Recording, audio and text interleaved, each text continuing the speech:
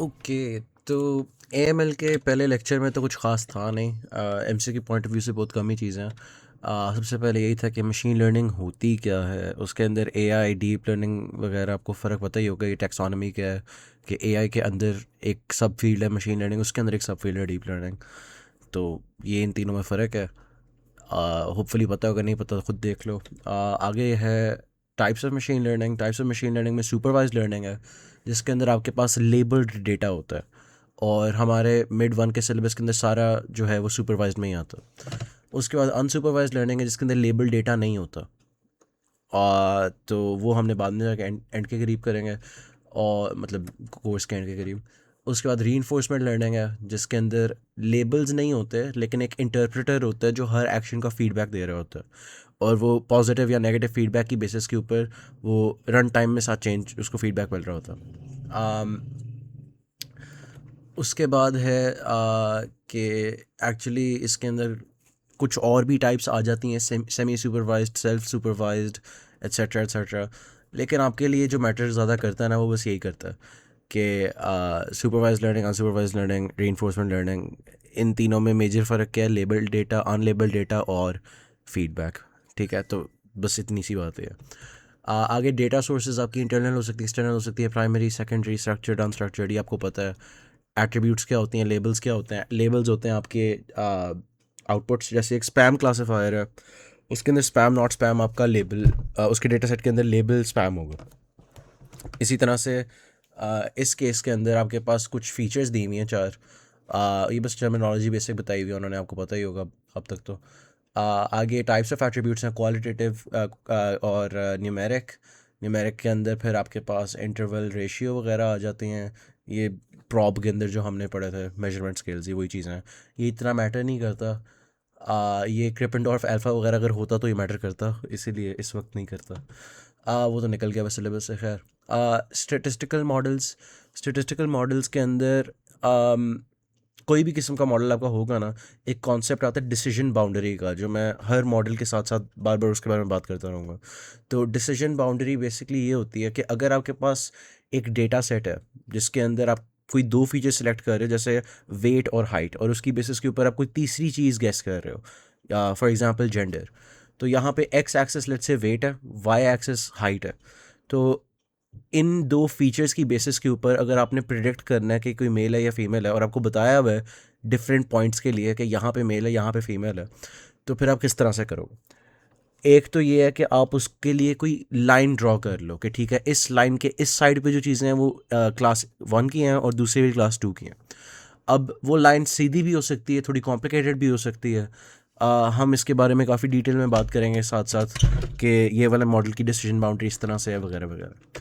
तो अब types of statistical models हैं। स्टेटिस्टिकल मॉडल्स की दो मेजर किस्में हैं, डिस्क्रिमिनेटिव और जेनरेटिव। डिस्क्रिमिनेटिव मॉडल्स जो होते हैं ना, वो probability of class one given feature one equals this, feature two equals this, इस तरह से डायरेक्टली मॉडल करते हैं। जबकि जनरेटिव मॉडल्स ना इनडायरेक्ट अप्रोच लगाते हैं। वो इसको डायरेक्टली मॉडल नहीं करते, बल्कि वो कोई और चीज़ करते हैं, वो जॉइंट प्रोबेबिलिटी डिस्ट्रीब्यूशन है, इस तरह की चीज़ों को करते हैं। अब वो क्या है, अभी उसके अंदर डिटेल में आता है अगर आपको नहीं पता। आ, लेकिन मेजर फ़र्क यही है कि डिस्क्रिमिनेटिव मॉडल्स क्लासिफिकेशन टास्क के लिए ज़्यादा अच्छे रहते हैं, लेकिन वो डेटा हंग्री भी ज़्यादा होते हैं फिर। तो ये कुछ बातें थी। अच्छा, खैर। तो मोर लेस ये सारे एक ही काम के लिए इस्तेमाल किए जा सकते हैं, लेकिन जनरली डिस्क्रिमिनेटिव मॉडल्स क्लासिफिकेशन के लिए यूज़ होते हैं, और जनरेटिव थोड़े फ्लेक्सिबल हैं, वो जहाँ मर्जी यूज़ कर लो। हम जो अभी पढ़ेंगे वो होगा नाइव बेस, जो कि एक जनरेटिव मॉडल है। तो थोड़ा अब डिटेल में आ जाते हैं कि डिस्क्रिमिनेटिव जनरेटिव में जॉइंट प्रोबेबिलिटी वगैरह कह रहा था, वो क्या होता है। डिस्क्रिमिनेटिव मॉडल्स वो वाले होते हैं जिसके अंदर अगर आपके पास एक वेरिएबल एक्स है, जो कि इस केस में एक वेक्टर होएगा जिसके अंदर दो एलिमेंट्स हो गए, वेट और हाइट, और एक आउटपुट वाई है जो कि इस केस में एक बूलियन होगा, मेल और फीमेल। ठीक है, तो आपने अगर गेस करना है कि वाई की वैल्यू क्या है गिवन एक्स, ये वाले जो मॉडल्स हैं ना, इसके लिए डायरेक्टली इसकी प्रोबेबिलिटी मॉडल करने की कोशिश करते हैं। जबकि जनरेटिव मॉडल्स इनडायरेक्टली करते हैं। अब वो इनडायरेक्टली कैसे करते हैं? वो इस तरह से करते हैं कि वो P of X and Y model कर लेंगे, वो पी ऑफ वाई मॉडल कर लेंगे, और इस तरह से ना इन चीज़ों की बेसिस के ऊपर वो बेस रूल लगा के इन्फर कर सकते हैं, कैलकुलेट कर सकते हैं वो जो probability of class given features हैं। तो ये इनडायरेक्ट अप्रोच होती है इसकी। तो इसका फ़ायदा ये होता है कि ये इनकम्प्लीट डेटा के साथ भी काम कर जाता है, जबकि डिस्क्रिमिनेटिव मॉडल्स डेटा हंग्री होते हैं, वो कंप्लीट डेटा एक्सपेक्ट करते हैं। इसके अंदर अगर आपका डेटा कुछ मिसिंग भी है, कोई मसले भी हैं, तब भी चल जाएगा। अब बेस रूल अगर इस्तेमाल होता है, थोड़ा सा रिवाइज कर लेते हैं। बेस रूल की बेसिस ये है कि अगर आपके पास कोई म्यूचुअली एक्सक्लूसिव और क्यूमुलेटिवली एग्जॉस्टिव सेट्स हैं, मतलब आपके पास यहाँ पे एग्जांपल है कि ये डब्बा है जिसके अंदर पूरी दुनिया पाई जाती है।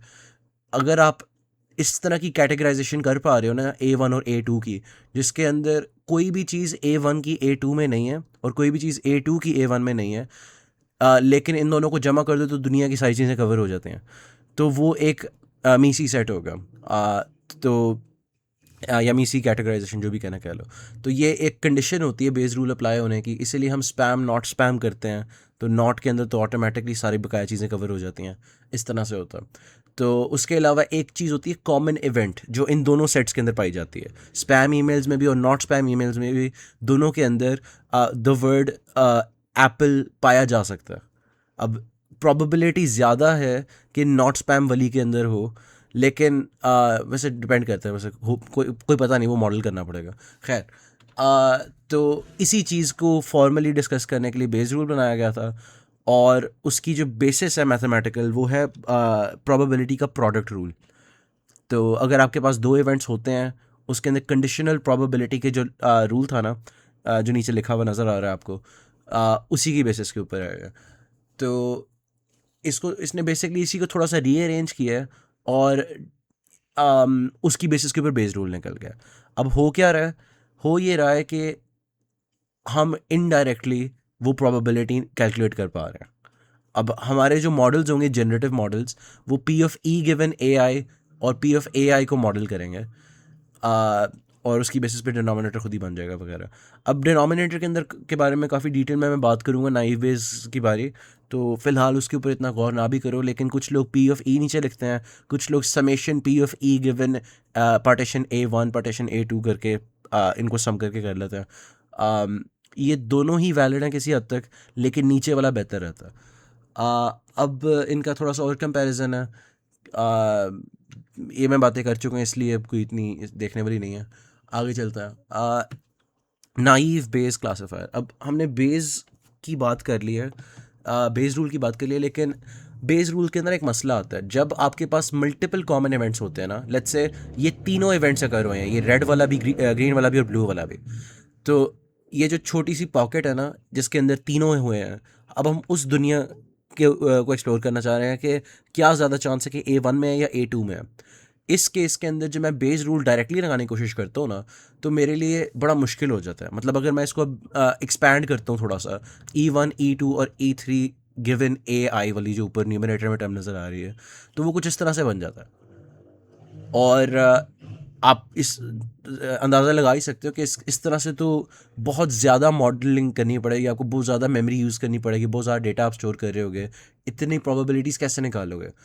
तो उसके लिए ना एक असम्पशन आती है कि आपकी जो ये जो है ना, इतना लंबा सा लिखा हुआ, आपको इतना लंबा लिखने की ज़रूरत नहीं है, क्योंकि the probability of event 2 given A1 given E1 depend नहीं करती E1 के ऊपर काफ़ी केसेस के अंदर।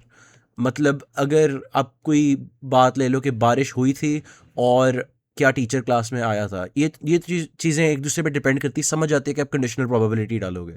लेकिन कुछ चीज़ें होती हैं जो आपस में नहीं डिपेंड करते हैं। तो जहाँ पे चीज़ें आपस में नहीं डिपेंड करती ना, कॉमन इवेंट्स, उधर नाइव बेस्ड असम्पशन लगाई जाती है। तो और वो बेसिकली इस कैलकुलेशन को सिंप्लीफाई कर देती है, आपकी ज़िंदगी आसान कर देती है। अब ऑब्वियसली ये एक असम्पशन है, अगर ये नहीं सही होगी तो जितनी ज़्यादा रियलिटी से दूर होगी ना, उतने ज़्यादा रिजल्ट्स आपके बुरे होते जाएंगे। उसके बाद है कि ये असम्पशन हमने अप्लाई किया तो उससे हमें क्लासीफायर मिल गया, ये एक ही बात है। और ये नाइव बेस है। अब हम डिनोमिनेटर की बात भी थोड़ी सी करते हैं। तब इस क्विज़ का अभी तक मुझे आंसर नहीं मिला, लेकिन is the assumption of the naive based algorithm a limitation to use it का जो एमसीक्यू था क्विज़ के अंदर, मैंने पर्सनली इसका आंसर फॉल्स लगाया था, क्योंकि मेरी आर्ग्यूमेंट ये है कि यूज़ेबिलिटी और परफॉर्मेंस थोड़ी डिफरेंट चीज़ें आ जाती हैं। आप यूज़ कर सकते हो लेकिन परफॉर्मेंस उतनी अच्छी नहीं आएगी अगर वो असम्पशन होल्ड नहीं करते। एक लिमिटेशन ऑफ यूसेज की अगर एग्जांपल मैंने देनी हो, मैं पर्सनली ये कहूँगा कि लॉगरिदम के अंदर आप नेगेटिव वैल्यू नहीं डाल सकते। ये एक ऐसी लिमिटेशन है जो आपको उस चीज़ को यूज़ करने से रोक रही है, जबकि नाइव बेस के अंदर मेरा नहीं ख्याल है कि यूज़ करने से रोक रही है, परफॉर्मेंस में मसला आएगा। ये मैंने उस वक्त डाला था जब मैंने ये बनाई थी स्लाइड्स, तकरीबन 3 हफ्ते पहले, तो इसीलिए अभी तक तो कोई क्विज़ के चेक ही नहीं हुए, पता ही नहीं। तो आंसर इसका भी नहीं मुझे पता, तो take it with a grain of salt I guess. आगे ये एक एग्जांपल है डेटा सेट की। ये वही वाला डेटा सेट है जिसके ऊपर मैम ने क्लास में काम करवाया था। तो कलर, आप बेसिकली आपको कलर टाइप और ओरिजिन दिया हुआ है गाड़ियों का, और आपको बताया हुआ है कि स्टोलन है या नॉट स्टोलन है। अब आपके पास एक नई गाड़ी आएगी, आपने गेस करना होगा क्या क्या ये स्टोलन है या नहीं स्टोलन है, गिवन द फैक्ट कि आपने इतना ज़्यादा डेटा देखा हुआ है। तो हम पहले ना कुछ चीज़ें काउंट करना शुरू कर देते हैं। टोटल स्टोलन कितनी है, 5 है। टोटल नॉट स्टोलन कितनी है, 5 है। टोटल रेड कितनी है, 5 है, लेकिन 3 उनमें से स्टोलन वाली कैटेगरी में है, 2 इस तरह से हम काउंटिंग करना शुरू कर देते हैं अपने लिए। आ, अब सबसे पहले जब मेरे पास ये सवाल आता है ना, मैंने सबसे पहले ये करना है कि मैंने प्रायर प्रोबेबिलिटीज़ निकालनी है। ये जो पी ऑफ एस और पी ऑफ नॉट एस है ना, मैंने वो निकालनी होती है। तो वो तो मुझे नज़र आ रहा है कि 0.5 होती है, क्योंकि 5 + 5 10 होता है, 5/10। यहाँ पे मैं इधर से इसकी बेसिस पे कह रहा हूँ। What is the probability of a vehicle being stolen? Total vehicles 10 है, 5 स्टोलन है, तो 5/10। ठीक है, तो बड़ी बेसिक सी बात है। तो इस तरह से आप पहले कंडीशन ये निकालते हो, फिर आप कंडीशनल निकालते हो, उसके बाद आप ये करते हो जो मैं यहाँ पे करने वाला हूँ। मैंने वो भी की नहीं क्योंकि पुरानी एग्जांपल है, मेरी अब वर्कफ्लो थोड़ी बेहतर हो गई हुई है। खैर, तो प्रोबेबिलिटी ऑफ स्पैम मल्टीप्लाई, ये मैंने बस वो नाइव बेस्ड रूल लगाया है। और इसके अंदर आपको एक चीज़ नज़र आएगी कि जब आप डिनोमिनेटर के अंदर पी ऑफ ई वाला काम करते हो ना, आलसी मारते हो, वो सिग्मा नहीं डालता है, तो इस तरह से डिनोमिनेटर में ज़ीरो आ सकता है, क्योंकि हो सकता है कि आपके डेटा सेट के अंदर कभी भी एक रेड एसयूवी डोमेस्टिक नज़र ही ना आई हो।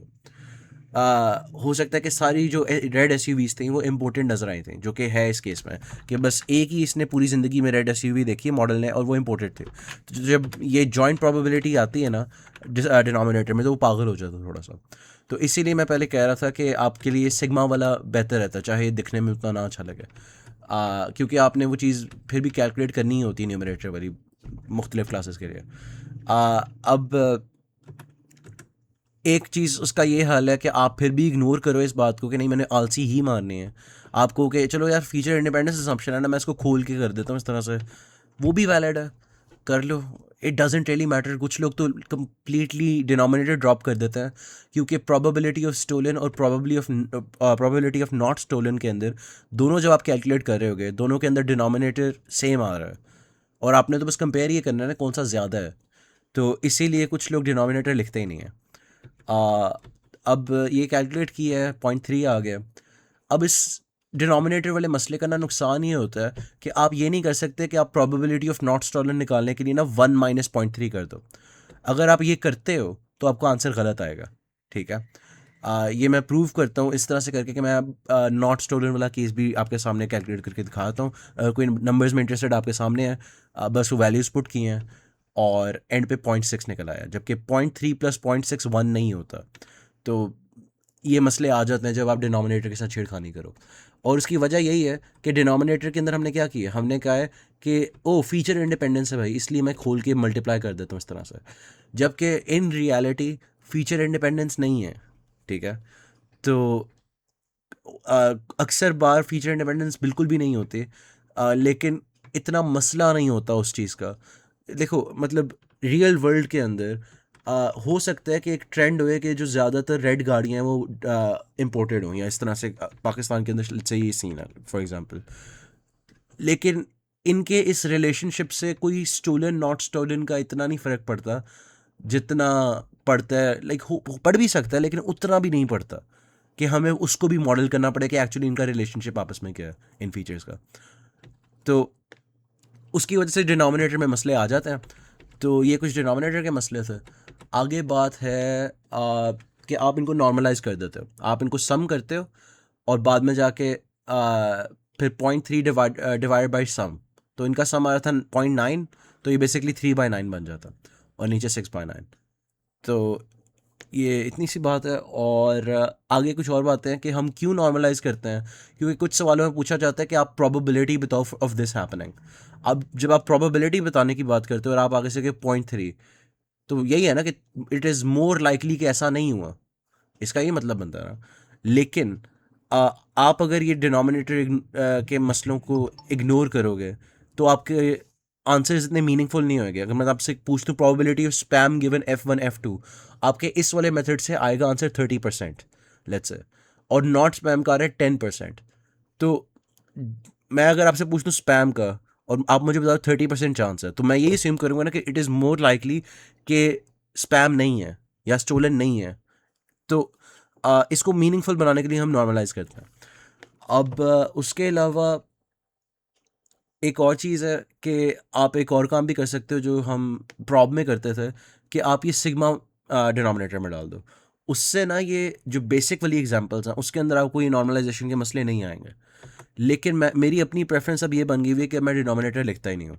मैं ये इस वाली एग्जांपल के अंदर आपके सामने, ये तो एक बड़ी सिंपल सी एग्जांपल है इसलिए कोई मसला नहीं हुआ। लेकिन मैं अपनी ज़िंदगी आसान करने के लिए अगर तो मैं डिनोमिनेटर लिखता ही नहीं हूँ। और काफ़ी ज़्यादा लाइब्रेरीज़ में भी ऐसे होता है। हमने असाइनमेंट में भी जब किया था, असाइनमेंट के अंदर भी जो इक्वेशन थी उसके अंदर भी डिनोमिनेटर ड्रॉप किया हुआ था। तो उसकी वजह यही है कि स्टोलन और नॉट स्टोलन दोनों की प्रोबेबिलिटी के केसेस के अंदर डिनोमिनेटर सेम है, करने के बावजूद काफ़ी बार नॉर्मलाइज नहीं होता, तो बंदा कहता है कि यार करना ही क्यों है। तो ये बातें हो गई। अब ये कुछ लिमिटेशंस हैं नाइव बेस की, कि ये वही वाली बात, फीचर इंडिपेंडेंस असम्पशन वाली बात, कि परफॉर्मेंस ख़राब होती जाती है जितनी फीचर्स आपस पर डिपेंड करती होंगी। और ये कि अगर कहीं ज़ीरो प्रोबेबिलिटी आ जाए ना, तो ये थोड़ा सा ब्रेक करना शुरू हो जाता है। तो उसकी एग्जांपल ये है आपके सामने, कि कभी भी उसने किसी नॉट स्पैम ईमेल के अंदर प्रिंस का वर्ड देखा ही नहीं हुआ, और कभी भी किसी स्पैम ईमेल में कुवैती का लफ्ज़ नहीं देखा हुआ। अब हो सकता है कि उसके पास कोई नया सेंटेंस आता है मॉडल के पास, जिसके अंदर कुवैती, प्रिंस और फॉर्चून के वर्ड्स यूज़ हुए हुए हैं, लेकिन क्योंकि उसने कभी स्पैम गिवन फॉर्चून देखा ही नहीं है, सॉरी उल्टा बोल दिया, क्योंकि उसने वो कभी कुवैती गिवन स्पैम देखा ही नहीं है, तो वो इस पूरे एक्सप्रेशन की आंसर ज़ीरो देगा। तो इसका एक आपको हल पता ही होगा, वो है कि आप स्मूथिंग कर लो। अगर आप एक फैक्टर ऑफ 1 से करते हो तो फिर उसको लप्लास स्मूथिंग कहते हैं, वरना इसके अंदर एक अल्फ़ा भी कहा जाता है, कि वो उसको यहाँ पे अल्फ़ा डाल देते हैं इस तरह से जाके। विंडोज़ का मेन्यू ये वाला मुझे बड़ा बुरा लगता है, एक सेकेंड। लैंग्वेज, वो इधर भी अल्फ़ा डाल देंगे और इधर भी साथ alpha multiplied by cardinality of features. ठीक है, तो इसके अंदर 3 वर्ड्स थे इसलिए यहाँ पे अल्फ़ा इंटू 3 हो जाएगा। अब लप्लास है इसलिए अल्फ़ा इक्वल्स 1, तो यहाँ पे नीचे टेबल में इसलिए वो हुआ होगा। अब एन बी के कुछ वेरिएंट्स हैं। सबसे पहले बर्नूली। अब बर्नूली वेरिएंट को समझने से पहले आपको पता होना चाहिए कि बर्नूली डिस्ट्रीब्यूशन क्या होती है, क्योंकि देखो ये जो सारा था ना, हमने नाइव बेस की बात की है। नाइव बेस क्या था? नाइव बेस सिर्फ और सिर्फ बेस रूल है और एक असम्पशन है। बेस रूल क्या था? बेस रूल बस आपने रीअरेंज कर दिया और आप इनडायरेक्टली एक चीज़ निकाल रहे हो। और नाइव बेस क्या है कि आप अपने इस एक इतनी सी चीज़ को बस आपने ये किया है। अभी तक ये एक एक्चुअल मॉडल नहीं है। नाइव बेस एक मॉडल या एक फ्रेमवर्क का छोटा सा हिस्सा हो सकता है, लेकिन इटसेल्फ वो एक मॉडल नहीं है।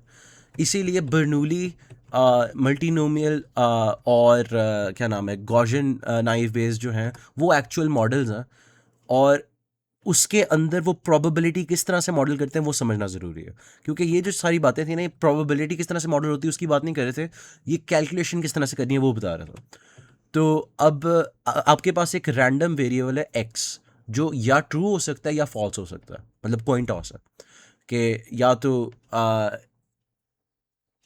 हेड्स होगा या टेल्स होगा। अब ज़रूरी नहीं है कि उसकी 50 प्रोबेबिलिटी हो, उसकी प्रोबेबिलिटी कुछ भी हो सकती है। लेट्स एक एग्जांपल है एक बर्नूली डिस्ट्रीब्यूशन की, कि क्या मैं फेल होऊंगा या पास होऊंगा।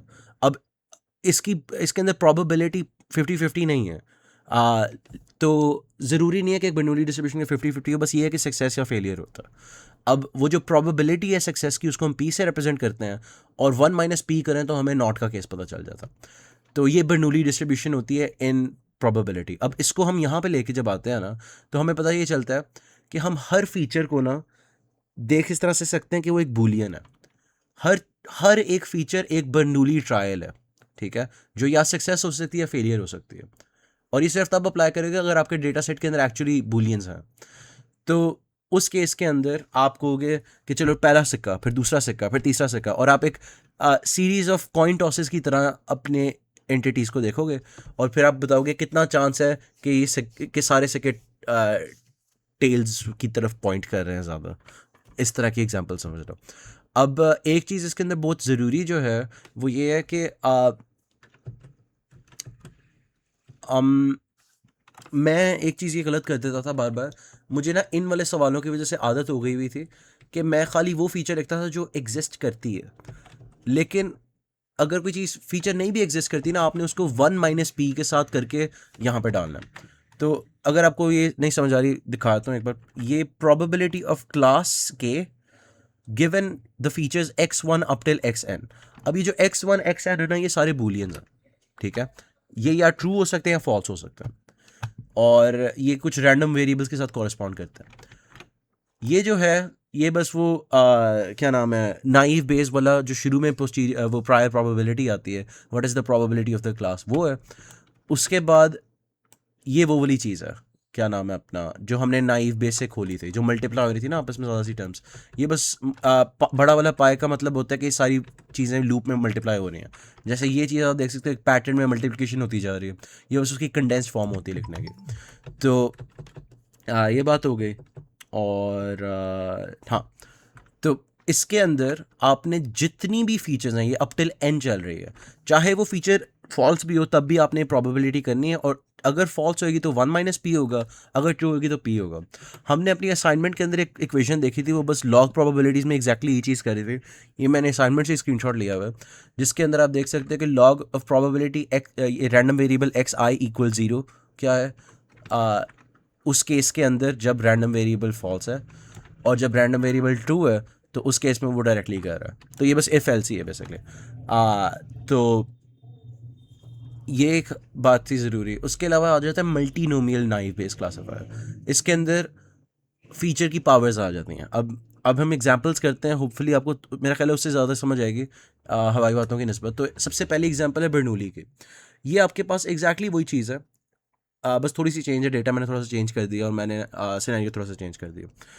अब जो हमने अभी नॉर्मल नाइव बेस जिसको हम कहते हैं उससे किया था, अब उसको हम करने वाले हैं बर्नौली नाइव बेस से। तो बर्नौली नाइव बेस से करने के लिए एक मसला आ जाता है कि कलर जो है ना वो एक बर्नौली ट्रायल नहीं है। ऑरिजिन की तो दो ही वैल्यूज़ हो सकती हैं, या इंपोर्टेड होगा या डोमेस्टिक होगा। टाइप भी हमारे डेटा सेट के अंदर या स्पोर्ट्स होगी या एसयूवी होगी, तो ये तो बर्नौली ट्रायल्स की तरह रिप्रेजेंट हो सकते हैं। लेकिन कलर जो है ना वो नहीं हो सकता। तो इसका हल क्या है? आपको अगर ये सवाल आ जाता है कि ये डेटा सेट है, ये गाड़ी है, आपने बताना स्टोलन है या नहीं स्टोलन, तो सबसे पहले आप वन हॉट कॉलम्स जो हमने अपनी असाइनमेंट में किए थे वो कर सकते हो। तो ये मैंने उसको थोड़ा सा मैं ट्रू फॉल्स ज़्यादा सा लिखने की बजाय, उस वक्त मुझे महसूस हो रहा था कि शायद ये बेहतर है, लेकिन बाद में मैं रिग्रेट कर रहा था कि मैंने ऐसा क्यों किया। लेकिन ये जो है ये हीट मैप टाइप, जो लाइट एरियाज़ हैं वो ट्रू हैं, ब्लैक एरियाज फॉल्स हैं। तो आप देख सकते हो कि वन हॉट है कि कलर के अंदर अगर ये वाला लाइट है तो बकाया दो ब्लैक होंगे, इसी तरह यहाँ पे है, इसी तरह यहाँ पे है। तो आप इस तरह से ट्रू फॉल्स करके इनको रिप्रेजेंट कर देते हो। अब आपने अगला काम ये करना है कि आपने प्रायर प्रोबेबिलिटीज़ कैलकुलेट करनी है। टोटल स्टोलन कितनी है आपने देख ली, ठीक है। यहाँ पे नज़र आ रही हैं 3 स्टोलन है एक्चुअल 10 में से, तो आपकी 0.3 यहाँ पे आ जाती है। आप देख सकते हो 0.3 प्रोबेबिलिटी, इसी तरह 0.7। अब इसके अंदर एक ज़रूरी चीज़ है, जब हम स्मूथिंग इसके अंदर कर रहे होते हैं ना, तो स्मूथिंग की बारी यहाँ पे डिनोमिनेटर में हमेशा +2 आता है, ठीक है। तो पिछली एग्जांपल्स के अंदर नंबर ऑफ़ फीचर्स था, हर जगह नंबर ऑफ़ फीचर्स है, बस बर्नौली ऐसी जगह है जहाँ पे +2 आता है डिनोमिनेटर के अंदर स्मूथिंग के अंदर। तो ये एक याद रखने वाली चीज़ है। अब जो probability of red given stolen थी, मैंने उसको किस तरह से मॉडल किया है, मैंने उसको इस तरह से किया कि मैंने देखा कि टोटल स्टोलन 3 थी ना, तो एक ये स्टोलन है, एक ये है, और एक ये है। तो ये वाली वाइट है स्टोलन, ये वाली ब्लैक है, और ये वाली रेड है। तो 1 आउट ऑफ 3 प्रोबेबिलिटी है कि रेड होगी, लेकिन हमने स्मूथिंग भी करनी है, तो इसीलिए 1+1 डिवाइड बाई 3+2। अब इसी तरह से आप प्रोबेबिलिटी ऑफ ब्लैक निकालोगे, इसी तरह प्रोबेबिलिटी ऑफ वाइट निकालोगे, probability of imported, probability of sports निकल गई। तो उसके बाद आपने ये फॉर्मूले में डाल देना। अब मैंने यहाँ पे लॉग में डाला हुआ है, आप नॉर्मल कर दो, आपकी मर्ज़ी है। लॉग यूजुअली ज़्यादा आसान रहता है एज अपोज टू ज़्यादा से नंबर मल्टीप्लाई करते रहना अपने कैलकुलेटर पे, दिमाग में मेरा ख्याल है पर्सनली लोड कम पड़ता है। तो ये बस नाइव बेस का न्यूमरेटर है, ठीक है, लेकिन हमने बर्नूली की तरह लिखा हुआ है। तो अब ये जो प्रोबेबिलिटीज़ हैं ये रैंडम वेरिएबल्स की बर्नूली ट्रायल्स हैं, और रेड इक्वल 0, ब्लैक इक्वल 0। अब हमें पता है कि ये जो चीज़ है ये चीज़ नहीं हुई, लेकिन हम फिर भी इसको कैलकुलेट करेंगे और ये आंसर आएगा इसका कोई। तो what is the probability of R given S? मैं अगर कैलकुलेटर निकालूं तो 1+1 डिवाइडेड बाय 5, तो ये बनता है 0.4। अब 1 माइनस 0.4 आपको पता है ये 0.6 होता है। तो ये जो चीज़ है ना ये रिप्लेस हो जाएगी 0.6 है, क्योंकि ये नहीं हुआ। इट वॉज मोर लाइकली कि रेड नहीं होगा, और इसीलिए यहाँ पे ये वही वाली चीज़ है, ठीक है। बस मैंने इस प्रोबेबिलिटी को खोल के रख दिया। अब मेरी बात का मैं एम्फेसाइज ये करना चाह रहा हूँ कि अगर नहीं भी हुई ना कोई चीज़, आपने उसके ना होने की प्रोबेबिलिटी को भी अकाउंट करना, ठीक है। जबकि ये बड़ा अजीब लगता है जब आप कलर वगैरह जैसी चीज़ के साथ कर रहे हो कि ठीक है यार प्रोबेबिलिटी ऑफ रेड हो गया, तो मैं probability of not black and probability of not white क्यों ला रहा हूँ। लेकिन ये बस तरीका है इस सवाल का, इसी तरह से होता है, बर्नूली होता ही ऐसा है। उसके बाद है यही सवाल है, लेकिन आपने मल्टीनोमियल में करना है। अब मल्टीनोमियल में आपने करना कैसे करोगे, थोड़ा सोच लो, थोड़ा सा टाइम है आपके पास, एग्जैक्टली वैसे ही करोगे, बस स्मूथिंग डिफरेंट हो जाएगी और कोई फ़र्क नहीं है। लिटरली बस वही है, ठीक है। इस केस के अंदर ये बनता ही ज़्यादा कि आप उसे करो, क्योंकि अब मल्टीपल बार रेड नहीं हो सकती गाड़ी, रेड है तो रेड ही है, ठीक है। ये सिचुएशन बनती ही बर्नूली की है, लेकिन अगर आपको कहा जाए मल्टीनोमियल की, तो उसके अंदर फ़र्क ये आएगा कि नॉट वाले केसेस जो है ना, ये वाले ये बन जाएगा। ये क्या है, P of red given S power of 0, तो ये 1 बन जाएगा। लॉग ऑफ 1 क्या होता है, 0। तो फ़र्क ये है कि इस वाले के अंदर ना इफेक्ट नहीं आता ना हुई भी चीज़ों का। तो अगर आपको कि जो अभी हमने पहले एग्जांपल की थी वो कौन सी वाली थी, फिर वो ज़्यादा क्लोज थी मल्टीनोमियल के, ये वाली जो एग्जांपल थी, क्योंकि इसके अंदर जो ना हुई थी चीज़ हम उसको नहीं अपने यहाँ पे इक्वेशन में डाल रहे थे। हम यहाँ पे ये नहीं डाल रहे थे probability of not white, probability of not yellow, जो भी है गाड़ी, जबकि बर्नूली में डालनी होती। अब ये बात हो गई। अब हम एक एक्चुअल एग्जांपल करते हैं मल्टीनोमियल की। तो हाँ, ये स्मूथिंग इसके अंदर +n होती है, इसके अंदर +2 होती है, और हाँ, तो एग्जांपल 3, ये एक एग्जांपल ये है कि आपको डेटा सेट दिया हुआ है पिछली सारी क्लासेस का, कि पिछले सेमेस्टर ये हुआ था कि ये कुछ सेक्शंस हैं आपके पास, मुख्तलिफ सब्जेक्ट्स पढ़ रहे थे वो, उसके अंदर इतने इतने स्टूडेंट्स थे, उनके इतने इतने लेक्चर्स हुए थे, और उनमें से ये सेक्शन है जिसके अंदर सारे पास हुए थे, ये हैं जिनके सारे पास नहीं हुए थे। आपने अब एक नया सेक्शन आ रहा है, आपने गेस करना है कि अगर इनके मैं 9 लेक्चर्स लूँ तो क्या ये सारे पास हो जाएंगे। आपने उसकी प्रोबेबिलिटी बतानी है, गिवन के सब्जेक्ट लिटरेचर और स्टूडेंट्स 12 है टोटल, ठीक है। तो अब ये कम्प्लीटली मैथमेटिकल डेटा सेट आ गया, तो इसके अंदर तो बर्नूली बड़ी मुश्किल से लगेगा, अगर करोगे बड़ा वो होगा कि ग्रेटर देन 5 का बूलियन बना लिया। तो ये तो प्रॉब्लम बनती है मल्टीनोमियल की। तब वो कैसे करेंगे, ये थोड़ा इंटरेस्टिंग है। ये हमने ये किया कि जो हमारे पास एक क्वालिटेटिव वेरिएबल था ना, जिसकी मल्टीपल वैल्यूज़ हो सकती थी, इसकी 4 पॉसिबल वैल्यूज़ हो सकती थी, हमने उसके लिए 4 कॉलम 1 हॉट एनकोडिंग कर दिए, ठीक है। एग्जैक्टली वही चीज़ है, बस अब मैंने ऑटिस्टिक तरीके की जाए इंसानों की तरह प्रेजेंट किया हुआ है, तो इसलिए थोड़ा ज़्यादा लग रहा है कि ज़िंदगी अच्छी होती है। अब उसके बाद इसके अंदर नई चीज़ कोई भी नहीं है सिवाय कि ये नंबर्स के साथ किस तरह से खेलना है। वरना जो अभी यहाँ पे सामने नज़र आ रहा है ना, probability of math given all pass, ये कैसे निकलेगा, ये वैसे ही निकलेगा जैसे पिछली एग्जांपल में निकला था, कि आप देखोगे कि किस किस में सारे पास हुए थे, इसमें हुए थे, इसमें हुए थे, और इसमें हुए थे आखिरी वाली में। तो आप देखोगे कि मैथ उनमें से कितने में था, तो वो एक में ही था, तो 1/3 हो गया। अब आप स्मूथिंग कर दोगे तो फ़र्क ये आएगा कि डिनोमिनेटर के अंदर 1 2 3 4 5 6 कॉलम्स होंगे। ठीक है। हाँ, मैंने यहाँ पे गलत लिखा हुआ, ये 6 हो जाएगा ऐसा, ठीक हो गया। अच्छा, तो जो probability of students given given all pass है ना, वो थोड़ा डिफरेंट होएगा। उसके अंदर आप सम कर दोगे सारे येस वाले केसेस में। अब आप देख सकते हो मैंने बोल्ड किया हुआ येस वाले केसेस को। तो एक येस वाले केस के अंदर 10 स्टूडेंट्स थे, एक के अंदर 11 थे, एक के अंदर फिर से 10 थे। आप उन सबको सम कर दोगे, और डिनोमिनेटर के अंदर आप टोटल स्टूडेंट्स आपके डेटा सेट के अंदर कितने हैं उनको देखोगे, फिर स्मूथिंग कर दोगे तो आपको प्रोबेबिलिटी ऑफ स्टूडेंट गिवन ये पता चल जाएगा। फिर आगे मल्टीनोमियल है बस। तो इस तरह से भी हम मल्टीनोमियल यूज़ कर सकते हैं। ये इतना ज़रूरी नहीं है, अगर इसको अंदर थोड़ी सी गड़बड़ हो रही है, मुश्किल हो रही है, ये इग्नोर भी कर दो, इतना मसला नहीं है, क्योंकि इतने डिटेल में नहीं उन्होंने बढ़ाया था। खैर, उसके अलावा NLP एप्लीकेशंस हैं। ज़्यादातर आप मल्टीनोमियल देखोगे NLP के सवालों के अंदर, जिसके अंदर उन्होंने कहा होगा कि आपने स्पैम क्लासिफिकेशन करनी है, या फिर हो सकता है कि वो ये कौन सा इमोशन है वगैरह, सैड है, हैप्पी है, या एक्साइटेड है वगैरह, इस तरह की चीज़ें। तो NLP के अंदर जब आप क्लासिफिकेशन करते हो, वेरी सिमिलर प्रोसेस। आप सबसे पहले प्रायर प्रोबेबिलिटीज़ निकालोगे, फिर कंडीशनल प्रोबेबिलिटीज़ निकालोगे। उसके बाद आपने जो सेंटेंस टेस्ट करना है, इस केस में 5 वाला सेंटेंस टेस्ट करना है। Chinese, Chinese, Tokyo, Japan. Chinese 3 बार आ रहा है, पावर 3 हो जाएगा। टोक्यो 1 बार आ रहा है, जापान 1 बार आ रहा है। तो ये probability of Chinese given C, probability of Tokyo given C, probability of Japan given C, और इसकी बस पावर 3 होगी, इन दोनों की 1 होगी, इन दोनों की 1 होगी, और ये जो नीचे वाले 3 हैं इनकी 0 होगी। ठीक हो गया। और ये नीचे सॉल्व भी किया हुआ इन्होंने, अगर आपने देखना है, probability of China, probability of Japan. ठीक है। और इन्होंने भी वी के रिस्पेक्ट से स्मूथिंग की हुई है, जैसे करनी चाहिए। अब एक फाइनल समरी नाइव बेस की। नाइव बेस जो है वो हाई डायमेंशनल डेटा के लिए बहुत अच्छा होता है, क्योंकि वो ये फास्ट है और लो कंप्यूट है। तो दूसरे वाले मॉडल्स थोड़े ज़्यादा हाई डायमेंशनल डेटा पे थोड़े बैठ जाते हैं, तो ये वाला फिर भी बेहतर रहता है, क्योंकि ये बड़ा सिंपल है और इसलिए ज़्यादा तेज़ भी है। उसके अलावा फीचर इंडिपेंडेंस असम्पशन की पहले भी हमने बात की है कि परफॉर्मेंस के साथ किस तरह से रिलेट करती है। आगे बात है डिसीजन बाउंड्री की। अब इसकी डिसीजन बाउंड्री ना फ्लेक्सिबल है, मतलब इसका ये नहीं है कि खाली लाइन होगी या खाली ये होगा।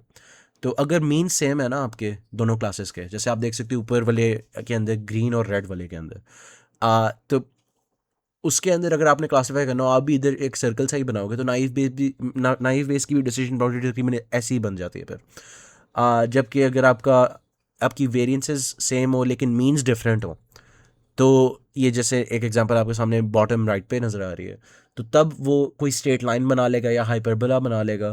तो ये एक्चुअली काफ़ी फ्लेक्सिबल है, मतलब ये लीनियर रिग्रेशन की तरह यही नहीं है कि बस यही होगा कि खाली लाइन है वगैरह।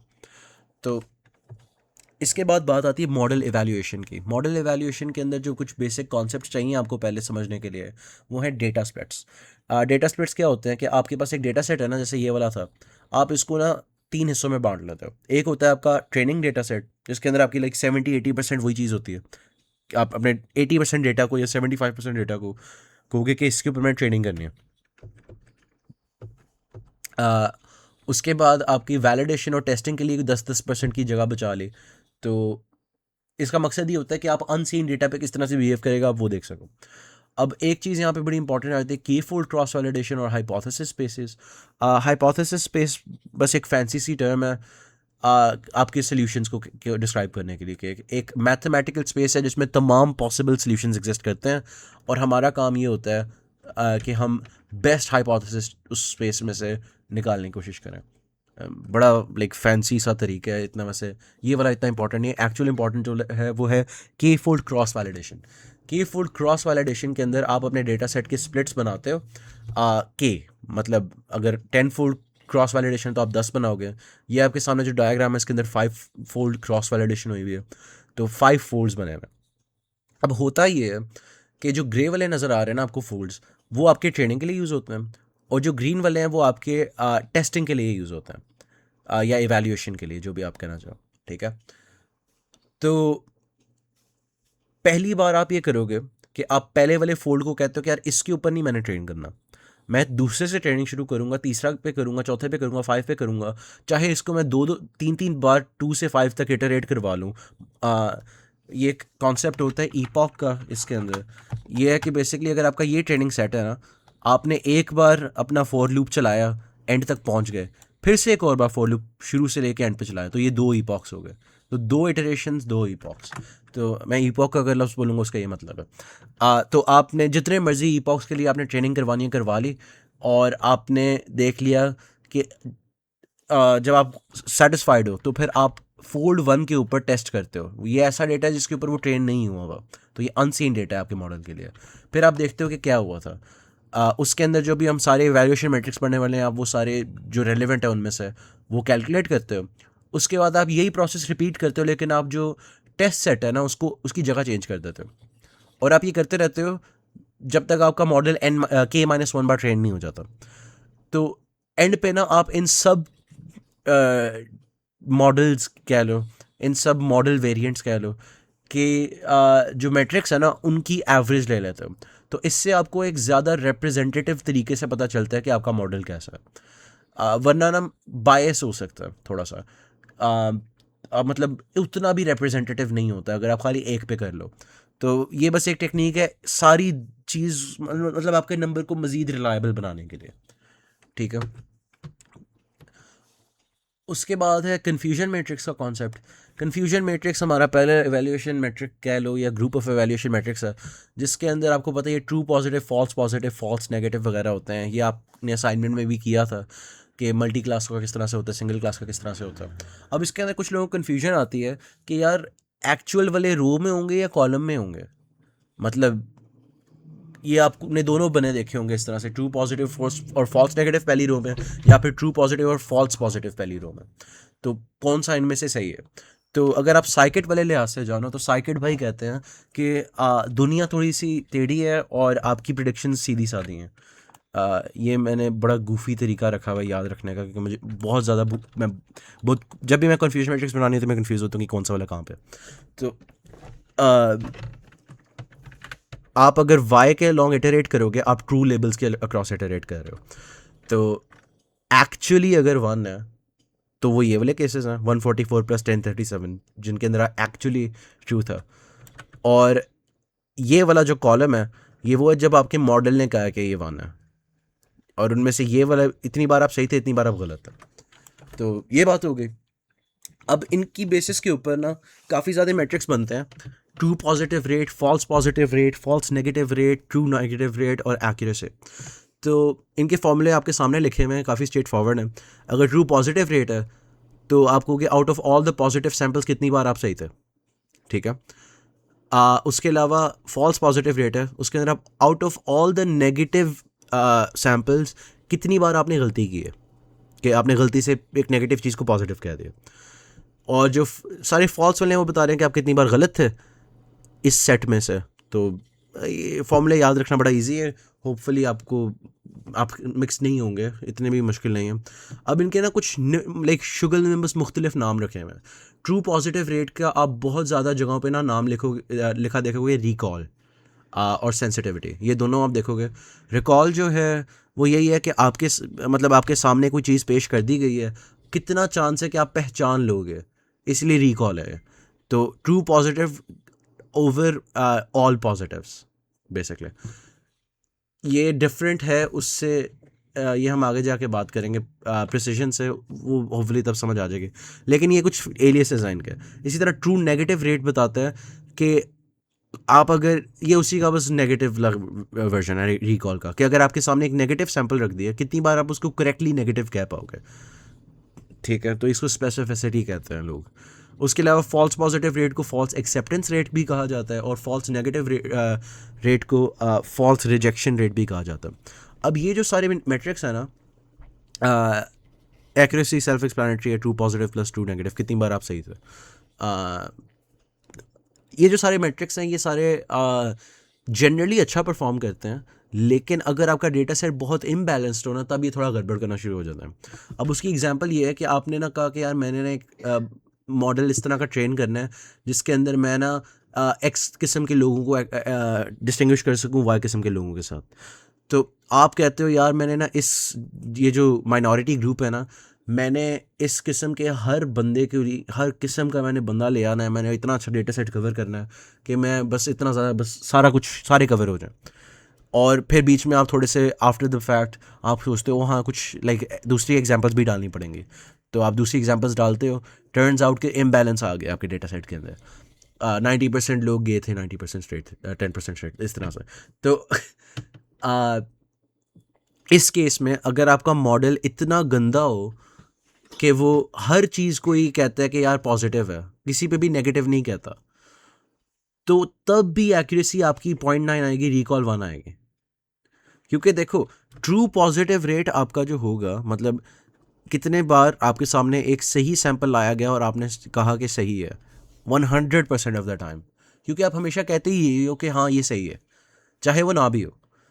तो खाली रिकॉल पे नहीं जाया जा सकता, इसी तरह खाली स्पेसिफिसिटी पे नहीं जाया जा सकता, क्योंकि इसको आप रिवर्स कर दो तो स्पेसिफिसिटी पे भी नहीं जा पाओगे। तो आपको ये सारे देखने पड़ते हैं, सबसे पहले ये बात है।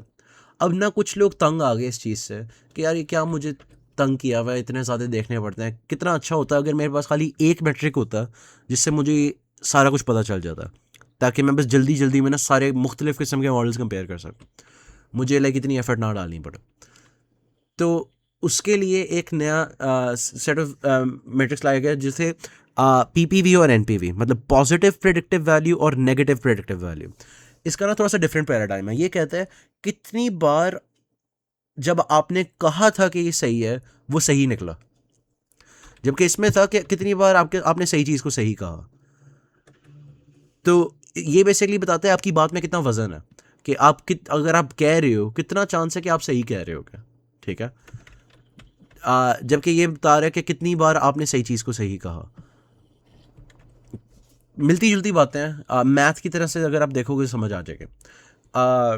डिनोमिनेटर के ऊपर फोकस कर लो, तो इसके अंदर जो डिनोमिनेटर होते हैं वो होते हैं स्टेटेड पॉजिटिव या फिर स्टेटेड नेगेटिव, जबकि इस वाले के अंदर एक्चुअली पॉजिटिव एक्चुअली नेगेटिव होता है। ये फ़र्क है मुझे, वरना कोई फ़र्क नहीं।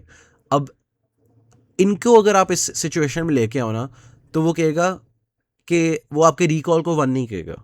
ये इसके अंदर एक फ़र्क है, ठीक है। तो इसलिए प्रिसिजन जो है वो रिकॉल के साथ इस्तेमाल किया जाता है, क्योंकि रिकॉल अकेला काफ़ी नहीं है, ठीक है। प्रिसिजन आपको कुछ ऐसी चीज़ें दिखा सकता है जो रिकॉल नहीं दिखाता। अब लेकिन इसके अंदर भी मसले हैं। इसके अंदर थोड़े मुख्तलिफ़ किस्म के मसले हैं उससे, लेकिन इसके अंदर भी मसले हैं इम्बैलेंस डेटा सेट की बारी, कि अगर एक कोई रेयर डिजीज़ है जो खाली 1% ऑफ द टाइम नज़र आई है आपको अपने डेटा सेट के अंदर, तो उसको अगर आप मॉडल कर रहे हो, अब लेट्स से आपने उन सब 1% को करेक्टली क्लासीफाई कर लिया, आपने जब भी वो रेयर तरीन डिजीज़ देखी आपने बिल्कुल सही कहा कि हाँ यार ये बंदा, इस बंदे को ये डिजीज़ है। लेकिन बीच में ना आपने वो जो 99% ऑफ द पॉपुलेशन थी ना, उसमें से कोई एक आध एक्स्ट्रा बंदे को कह दिया। अब असूलन तौर पे तो ये मॉडल काफ़ी अच्छा है, फिर भी मतलब थोड़े से फॉल्स पॉजिटिव आगे इतना मसला नहीं है। लेकिन अगर बहुत ज़्यादा स्क्यू डिफरेंट हो ना, यहाँ पे एग्जांपल दी हुई है कि 99% हेल्दी पीपल थे, मतलब अपने डेटा सेट में अगर आपने 1% गलतियाँ कर दी हैं, आपने कहा कि ये 99% की जगह 98% हेल्दी हैं और 2% इन्फेक्टेड हैं, तो ये इतना बुरा मॉडल नहीं है, क्योंकि इसके अंदर सारे एक्चुअल वाले केसेस तो कवर हो रहे हैं। मतलब आपका रिकॉल तो 1 है, लेकिन प्रिसीजन आपको 0.5 पे आया हुआ है। तो इसलिए दोनों इस्तेमाल किए जाते हैं एक साथ, क्योंकि एक काफ़ी नहीं होता। अब एक बंदा कहता है यार कि यार क्या मुझे दो दो के ऊपर लगाया हुआ है, कितना अच्छा होता कि मैं बस एक ही लगाता और सारा कुछ बस हो जाता। ये उसी फिलॉसफी को आगे लेके जाया गया। तो F1 स्कोर आया। F1 स्कोर बस इन दोनों का हार्मोनिक मीन है, रिकॉल और प्रिसिजन का। तो वो 2 into recall into precision divide by sum. इसको आप एक और तरह से भी निकाल सकते हो, अगर आप इन दोनों की अप्रोप्रिएट फार्मूला एक्सपैंड करके थोड़ा सा सिंप्लीफाई करो जो नीचे लिखा हुआ है प्रैक्टिस के लिए, ताकि आपको याद हो जाए इनके फॉर्मूले। आपको ये करना चाहिए और डिराइव करना चाहिए कि नीचे वाला कैसा है, इतना मुश्किल नहीं है, बहुत स्ट्रेट फॉरवर्ड है। आगे चलते हैं। थ्रेशोल्ड, हाँ अब एक और कॉन्सेप्ट वहाँ पे आता है। ये तो हमने बात कर ली ना कि एक मॉडल बना लिया आपने, वो प्रिडिक्शंस दे रहा है कितनी बार सही था कितनी बार गलत था। अब एक्चुअली आपका मॉडल प्रोबेबिलिटीज़ दे रहा होता है, वो येस नो नहीं कह रहा होता। तो एक आप कोई आर्बिट्रेरी सा थ्रेशोल्ड रख लेते हो जिसके ऊपर आप कहते हो कि यार इसके ऊपर हुआ ना, इस लाइन के ऊपर हुआ, तो वो येस है। तो अक्सर बार वो 0.5 रखा जाता है, लेकिन कुछ मॉडल्स के लिए 0.5 सूटेबल नहीं होता, तो आपको आगे पीछे करना पड़ता है। तो इस मॉडल के अंदर कोई 0.55 पे जाके थोड़ा सा ज़्यादा अच्छा बन रहा है कि अगर आपकी प्रोबेबिलिटी 0.55 से कम है तो आपने नो कहना है, 55 से ज़्यादा है तो आपने येस कहना है। वरना अगर आप ज़्यादा कम रखोगे वो हमेशा ही येस करना शुरू कर देगा, और अगर आप ज़्यादा बहुत ही ज़्यादा रख दोगे तो वो हमेशा नो कहना शुरू कर देगा, क्योंकि कोई भी उसके स्टैंडर्ड्स के ऊपर उतरेगा नहीं। तो इसको सेट करने का एक मसला है कि वो कैसे करते हैं। उसके बारे में तो हम बाद में बात करते रहेंगे, लेकिन इसी चीज़ को अगर हम थोड़ा आगे लेके चलें कि अगर मैंने सोचना हो कि यार मैं इसको थोड़ा सा किधर रख सकता हूँ, मैं सोचता हूँ चलो मैं इसको थोड़ा ऊपर ले जाता हूँ, तो अब सारे नो वाले कवर हो रहे हैं सही, ऊपर बस एक आध गलती है, ठीक है चिल सीन है, ये एक अच्छी थ्रेशोल्ड वैल्यू है। अब ये एक मॉडल था। अब दूसरा मैं एक मॉडल लेता हूँ जिसके अंदर स्प्रेड थोड़ा ज़्यादा है, आप प्रोबेबिलिटीज़ के ऊपर गौर करो। इसके अंदर नो वाले और येस वाले केस के अंदर लाइक आपको 0.3% का फ़र्क नज़र आ रहा है, बहुत कम फ़र्क है। इसकी रेंज है 20% की, जबकि इसके अंदर 0.9 से 0.1 तक जा रहा है। इसके अंदर इसने ना येस वालों को और नो वालों को आपस में काफ़ी ज़्यादा दूर रखा हुआ है। तो इनमें से बेहतर मॉडल यही वाला हुआ ना, जो ज़्यादा एक्सट्रीम आंसर्स भी हैंडल कर पा रहा है, मतलब वो ज़्यादा कॉन्फिडेंस के साथ कह पा रहा है ये वाला। तो इन किस्म के कंपैरिजंस भी हमने करने होते हैं मॉडल्स के बीच में। हम खाली येस नो नहीं देख रहे होते, हम ये प्रोबेबिलिटीज़ जो आ रही हैं और किन सैम्पल्स को आ रही हैं, हमने ये चीज़ें भी देखनी होती हैं, और ये बड़ा कॉम्प्लिकेटेड होता जाता है। ये तो भी एक ट्रिवियल सी एग्जांपल है।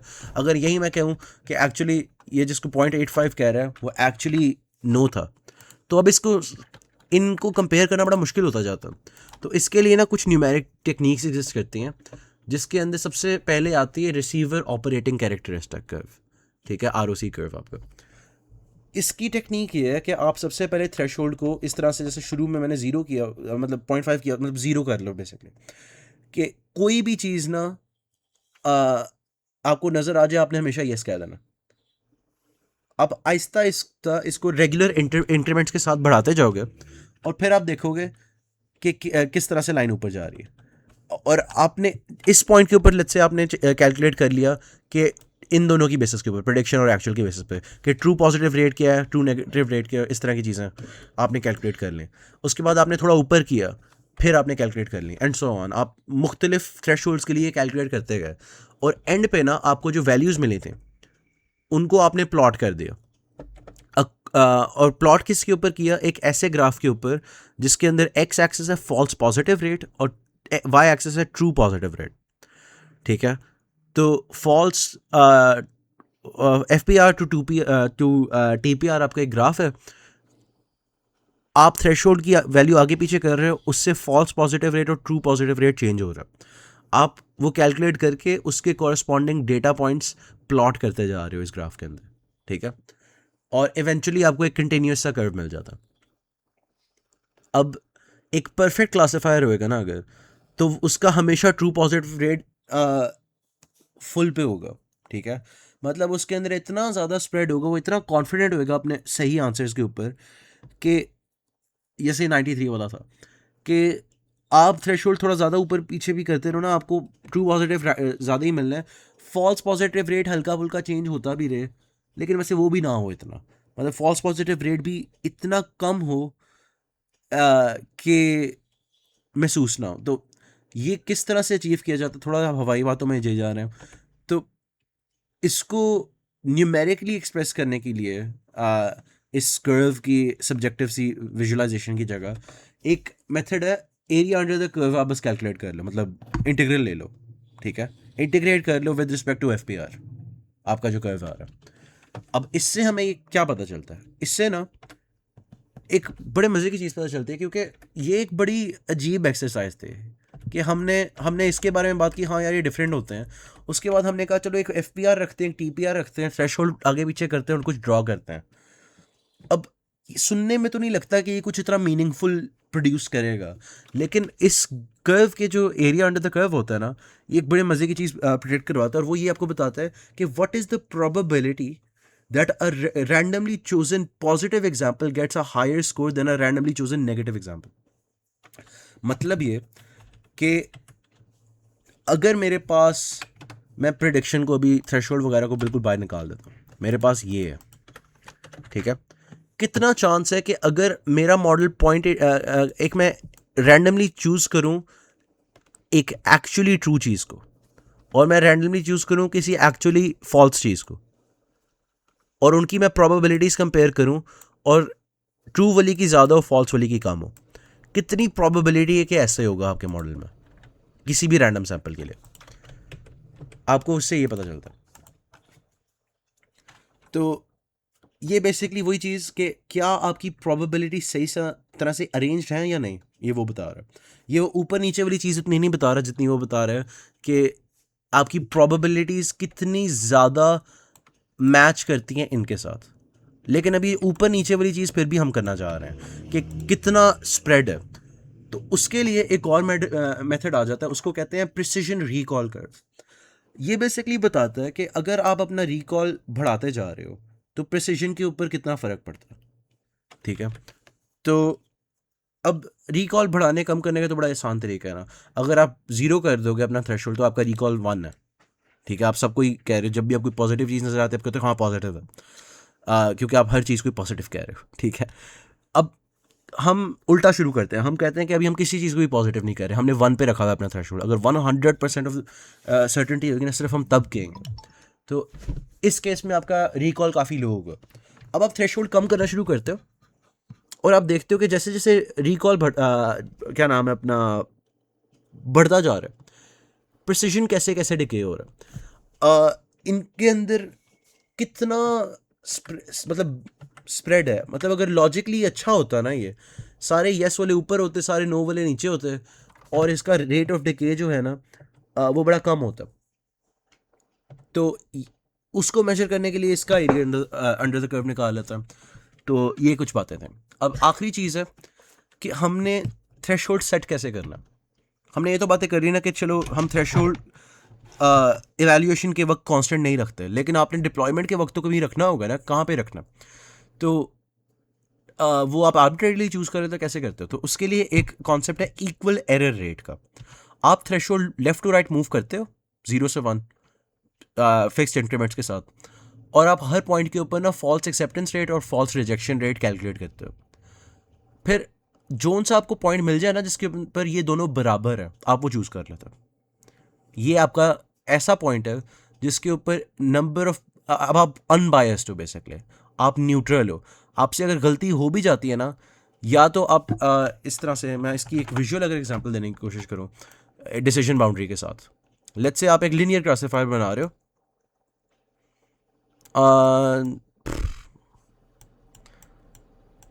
चलो वैसे ना भी दूं तो बेहतर है, क्योंकि वो थोड़ा ज़्यादा कंफ्यूज हो जाएगा, मैं प्रॉब्ली कोई गलत मिस इन्फॉर्मेशन फैला दूंगा। लेकिन लीनियर नहीं, मिस मिस मिस मिस मैं डेस्मोस में जाके करता अगर मैं करना होता, वरना उसके लिए पहले प्रिपेयर करना पड़ेगा, दिखाना पड़ेगा। खैर, आखिरी जो चीज़ है इसके अंदर इवैल्यूएशन मैट्रिक्स के अंदर, वो macro versus micro averaging. Macro averaging में आप ज़्यादा काम कर रहे होते हो, इसलिए मैक्रो।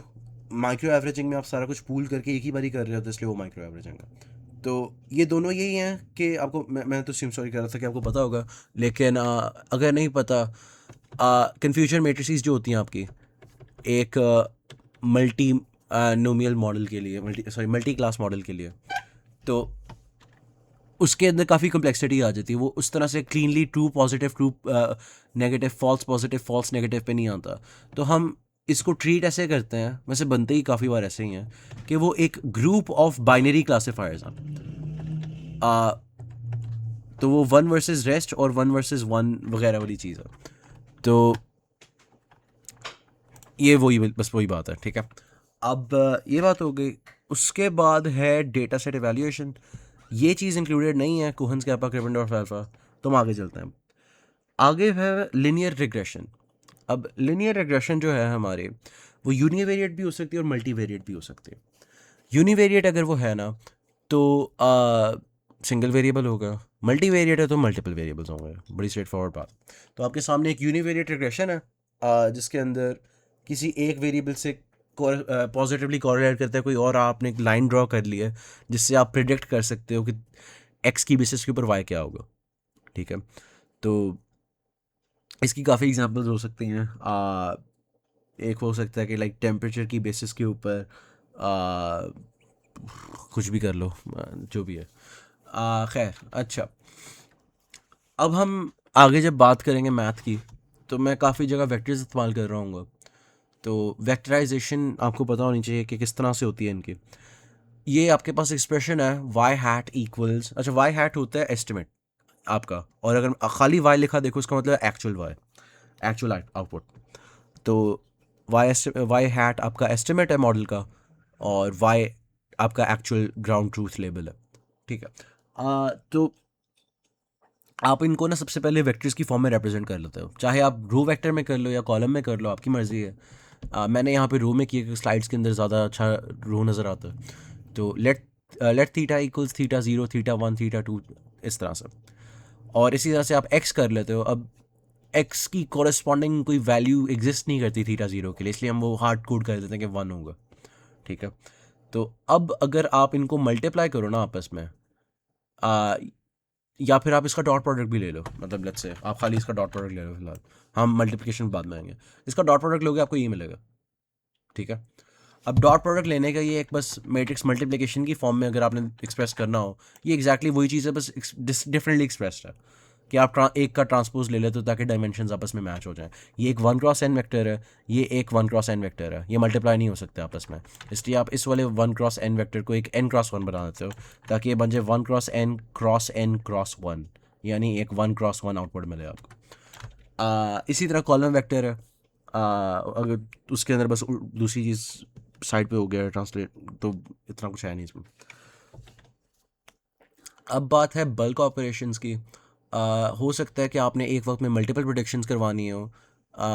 तो उस केस के अंदर आप अगर रो वेक्टर नोटेशन में काम कर रहे हो तो आप कॉलम्स भी भरना शुरू कर दोगे, और अगर आप उल्टा बोल दिया, हाँ, अगर एक्स्ट्रा रोज आ जाएंगे अगर आप रो वेक्टर नोटेशन में काम कर रहे हो। अगर कॉलम वेक्टर नोटेशन में काम कर रहे हो, एक्स्ट्रा कॉलम्स आना शुरू हो जाएंगे। तो ये बात हो गई। अब ग्रेडियंट डिसेंट वो एल्गोरिदम है जिसकी बेसिस के ऊपर हम ये वेट्स एंड बायसेस सेट करते हैं अपनी रिग्रेशन के। और उसके तीन एप्लीकेशन की किस्में हैं। एक होता है बैच ग्रेडियंट डिसेंट, जिसके अंदर आप पूरा डेटा सेट एक साथ एवेल्यूएट करते हो और एवरेज करते हो सारा लॉस, और उसकी बेसिस के ऊपर रीओरिएंट करते हो। ये आपका एक ही ईपॉक हो गया। फिर अगले ईपॉक के ऊपर आप फिर से यही चीज़ करते हो, करते रहते हो, जब तक आपके जितने आपने ईपॉक सोचे हुए थे उतने हो नहीं जाते, या फिर मॉडल कन्वर्जन नहीं कर जाता, मतलब अब मॉडल चेंज नहीं हो रहा। तो ये बात है। अब हो सकता है कि आप पूरे डेटा सेट को एक ही बारी लेके जाने की जगह मिनी बैचेस में करो, वो भी है आपकी मर्जी। उसके अलावा एक तरीका होता है स्टोकेस्टिक ग्रेडियंट डिसेंट। उसके अंदर आप कोई बैचेस वगैरह नहीं बनाते, आप बस पहला आया, लॉस कैलकुलेट किया, सारा मॉडल चेंज कर दिया, अगला किया, इस तरह से आप करते जाते हो, साथ साथ आप करते जाते हो चेंज। जबकि बैच वगैरह वालों के अंदर पहले आप उसी मॉडल के अंदर ज़्यादा से इनपुट डालते हो, नोट करते जाते हो कितनी गलतियाँ कर रहे हो, और एंड पे एवरेज लेके उसके हिसाब से मॉडल चेंज कर देते हो। तो ये फ़र्क है। अब मैथमेटिकली ये किस तरह से एक्सप्रेस होता है। आपके पास एक लॉस फंक्शन होएगा जो इवैल्यूएट करेगा कि आपने कितनी गलती की है, जो कि अक्सर बार होगा हमारे कोर्स के अंदर जो अर्ली स्टेजेस हैं उसके अंदर बस स्क्वायर डिविएशन है, कि मतलब आपका एस्टिमेट और एक्चुअल वैल्यू जो थी उनके बीच में डिफरेंस का स्क्वायर क्या है, उसको सारे सैम्पल्स के लिए सम किया, एवरेज लेनी है एवरेज कर दिया, वरना अगर आप सिंगल सैम्पल के लिए बात कर रहे हो तो वो सिग्मा भी नहीं होगा, बस नॉर्मल, इस तरह से। अब ग्रेडियंट डिसेंट जो है हमारा, उसके अंदर आपने अगर कोई स्पेसिफिक वेट के अंदर देखना है कि किस साइड पे मैंने लेके जाना है। लेट्स से मेरे पास एक बड़ा सिंपल सा लीनियर रिग्रेशन है जिसके अंदर theta zero plus theta one x है। ठीक है। बस एक वेरिएबल है, कुछ और नहीं हो रहा। तो मैंने अपने लाइन के स्लोप को और अपने लाइन की बायस को किस डायरेक्शन में चेंज करना है, बायस बढ़ानी है या मैंने स्लोप बढ़ाना है, मैंने क्या करना है। तो वो जो है ना, निकालने के लिए आप उसके लिए पार्शियल डेरिवेटिव लेते हो। अब इस इक्वेशन को समझने के लिए ना आपको थोड़ा सी कैलकुलस रिवाइज करनी पड़ेगी। आ, वो बेसिकली यही है कि एक डेरिवेटिव होता क्या है। एक डेरिवेटिव आपको बता रहा होता है रेट ऑफ चेंज और डायरेक्शन ऑफ चेंज। ठीक है। इसीलिए मतलब आपको शायद याद होगा, स्पीड का भी डेरिवेटिव ले लो विद रिस्पेक्ट टू टाइम, तो आपको पता चल जाता है कि इस स्पीड ये एक्सेलरेशन किधर को जा रही है बेसिकली। इस तरह की चीज़ें। तो अगर मैं किसी भी फंक्शन के किसी पॉइंट के ऊपर मैं ले लूँ derivative with respect to X axis, तो वो मुझे बताएगा कि इन द फ्यूचर एक्स जैसे मैं बढ़ाऊंगा तो क्या इफेक्ट होएगा, पीछे जाएगा तो क्या इफेक्ट होएगा वाई के ऊपर। ठीक है, तो अगर आपका स्लोप अगर आपका डेरिवेटिव नेगेटिव आ रहा है, इसका मतलब है कि नीचे को जा रहा है, अगर पॉजिटिव आ रहा है इसका मतलब है कि ऊपर को जा रहा है। ठीक है, और कुछ पॉइंट्स होंगे जिसके ऊपर ये जीरो होगा, और वो आपके होते हैं आपके एक्सट्रीम पॉइंट्स। मतलब अगर आपके पास एक पैराबोला है फॉर एग्जांपल, इस तरह से y इक्वल्स एक्स स्क्वायर का ग्राफ, तो इसके अंदर जो लोएस्ट पॉइंट है ना, ये वाला, एक ऐसा देखो, ये इस पॉइंट के ऊपर ये नीचे को उतर रहा है, इस पॉइंट के ऊपर ये ऊपर को जा रहा है, एक ऐसा पॉइंट होगा जिसके ऊपर ये आहिस्ता आहिस्ता बिल्कुल सीधी लाइन बन जाएगी। आ, तो वो आपका स्टेशनरी पॉइंट होता है, और उसकी बेसिस के ऊपर आप लोकल मिनिमा लोकल मैक्सिमा वगैरह निकाल सकते हो। तो ये हमने पढ़ा था। उसके अलावा पार्शियल डेरिवेटिव्स क्या होते हैं, लिटरली बस डेरिवेटिव या सिंबल का फ़र्क है। ये बस एम्फेसाइज ये कर रहा होता है कि x is not the only variable जो इस चीज़ को डिफाइन करता है, और भी वेरिएबल्स इन्वॉल्व हैं। लिटरली बस यही फ़र्क है इसके अंदर। ठीक है, तो वापस हम आते हैं अपने ग्रेडियंट डिसेंट के फॉर्मूले पे। हमें अब ग्रेडियंट क्या बता रहा है, हमें ग्रेडियंट ये बता रहा है कि जैसे जैसे मैं थीटा की वैल्यू बढ़ा रहा हूँ, लॉस में क्या फ़र्क आ रहा है। अगर लॉस बढ़ रहा है थीटा की वैल्यू बढ़ाने से, तो मुझे चाहिए कि मैं इसकी ऑपोजिट डायरेक्शन में जाऊँ। ठीक है, तो बेसिकली आपको ये जो ग्रेडियंट है ना, वो ये बताता है कि what is the direction of maximal loss. ठीक है, उसकी बेसिस के ऊपर आप उसका माइनस ले लेते हो, तो फिर आपको वो ले जाता है डायरेक्शन ऑफ मिनिमल लॉस की तरफ। तो और यहाँ पे ईटा जो है, ये एन सा जो सिंबल है, वो आपका लर्निंग फैक्टर है, वो यूजुअली 0.1 के करीब रखते हैं हम। अब ये जो हमने काम कर रहे हैं इसको कहते हैं लीस्ट स्क्वेयर्स मेथड। उसकी वजह ये है क्योंकि हमने अपने लॉस फंक्शन को स्क्वेयर्स की टर्म में डिफाइन किया हुआ है। अब रूट मीन स्क्वायर भी होता है ग्रेडियंट डिसेंट के अंदर, loss function, binary cross entropy वगैरह भी होता है, वो भी हम आगे जाके देखते हैं। ये कुछ बातें हैं। तो कैलकुलस थोड़ी सी और रिवाइज करनी है, वो यही है कि डेरिवेटिव देख लो किस तरह से होते हैं, प्रोडक्ट रूल क्वोशिएंट रूल अगर देखने रुक के। आ, अब हम काम शुरू करते हैं इसके अंदर ना। चलो एक मिनट रुक जाओ। ओके, तो हम बात कर रहे थे ग्रेडियंट डिसेंट की। हमने लॉस कैलकुलेट कर ली है पूरे बैच के लिए। लेट्स से हम कर रहे हैं, चलो हम पहले स्टोकेस्टिक ग्रेडियंट डिसेंट कर लेते हैं। आपके पास सिंगल चीज़ है, हम कोई सिग्मा वगैरह में नहीं पढ़ रहे। एक सिंगल इनपुट आ रही है, उसकी बेसिस के ऊपर आपने देखना है कि आपकी करंट जो लाइन है रिग्रेशन की, ये वाली, अभी लेट्स से आपने शुरू किया हुआ है रैंडमाइज वेट्स के साथ, तो प्रॉबली इस तरह की नहीं होगी, कंप्लीटली ऑपोजिट डायरेक्शन में हो सकती है, टेढ़ी मेढ़ी होगी, जो मर्जी है। आ, उसके अंदर आपने अब अपडेशन लानी है, गिवन कि आपने इस बार कितनी गलती की है। तो वो होगा ये कि अगर मैं ये स्क्रीनशॉट ही ले लूँ और मैं पेंट खोल लूँ सर।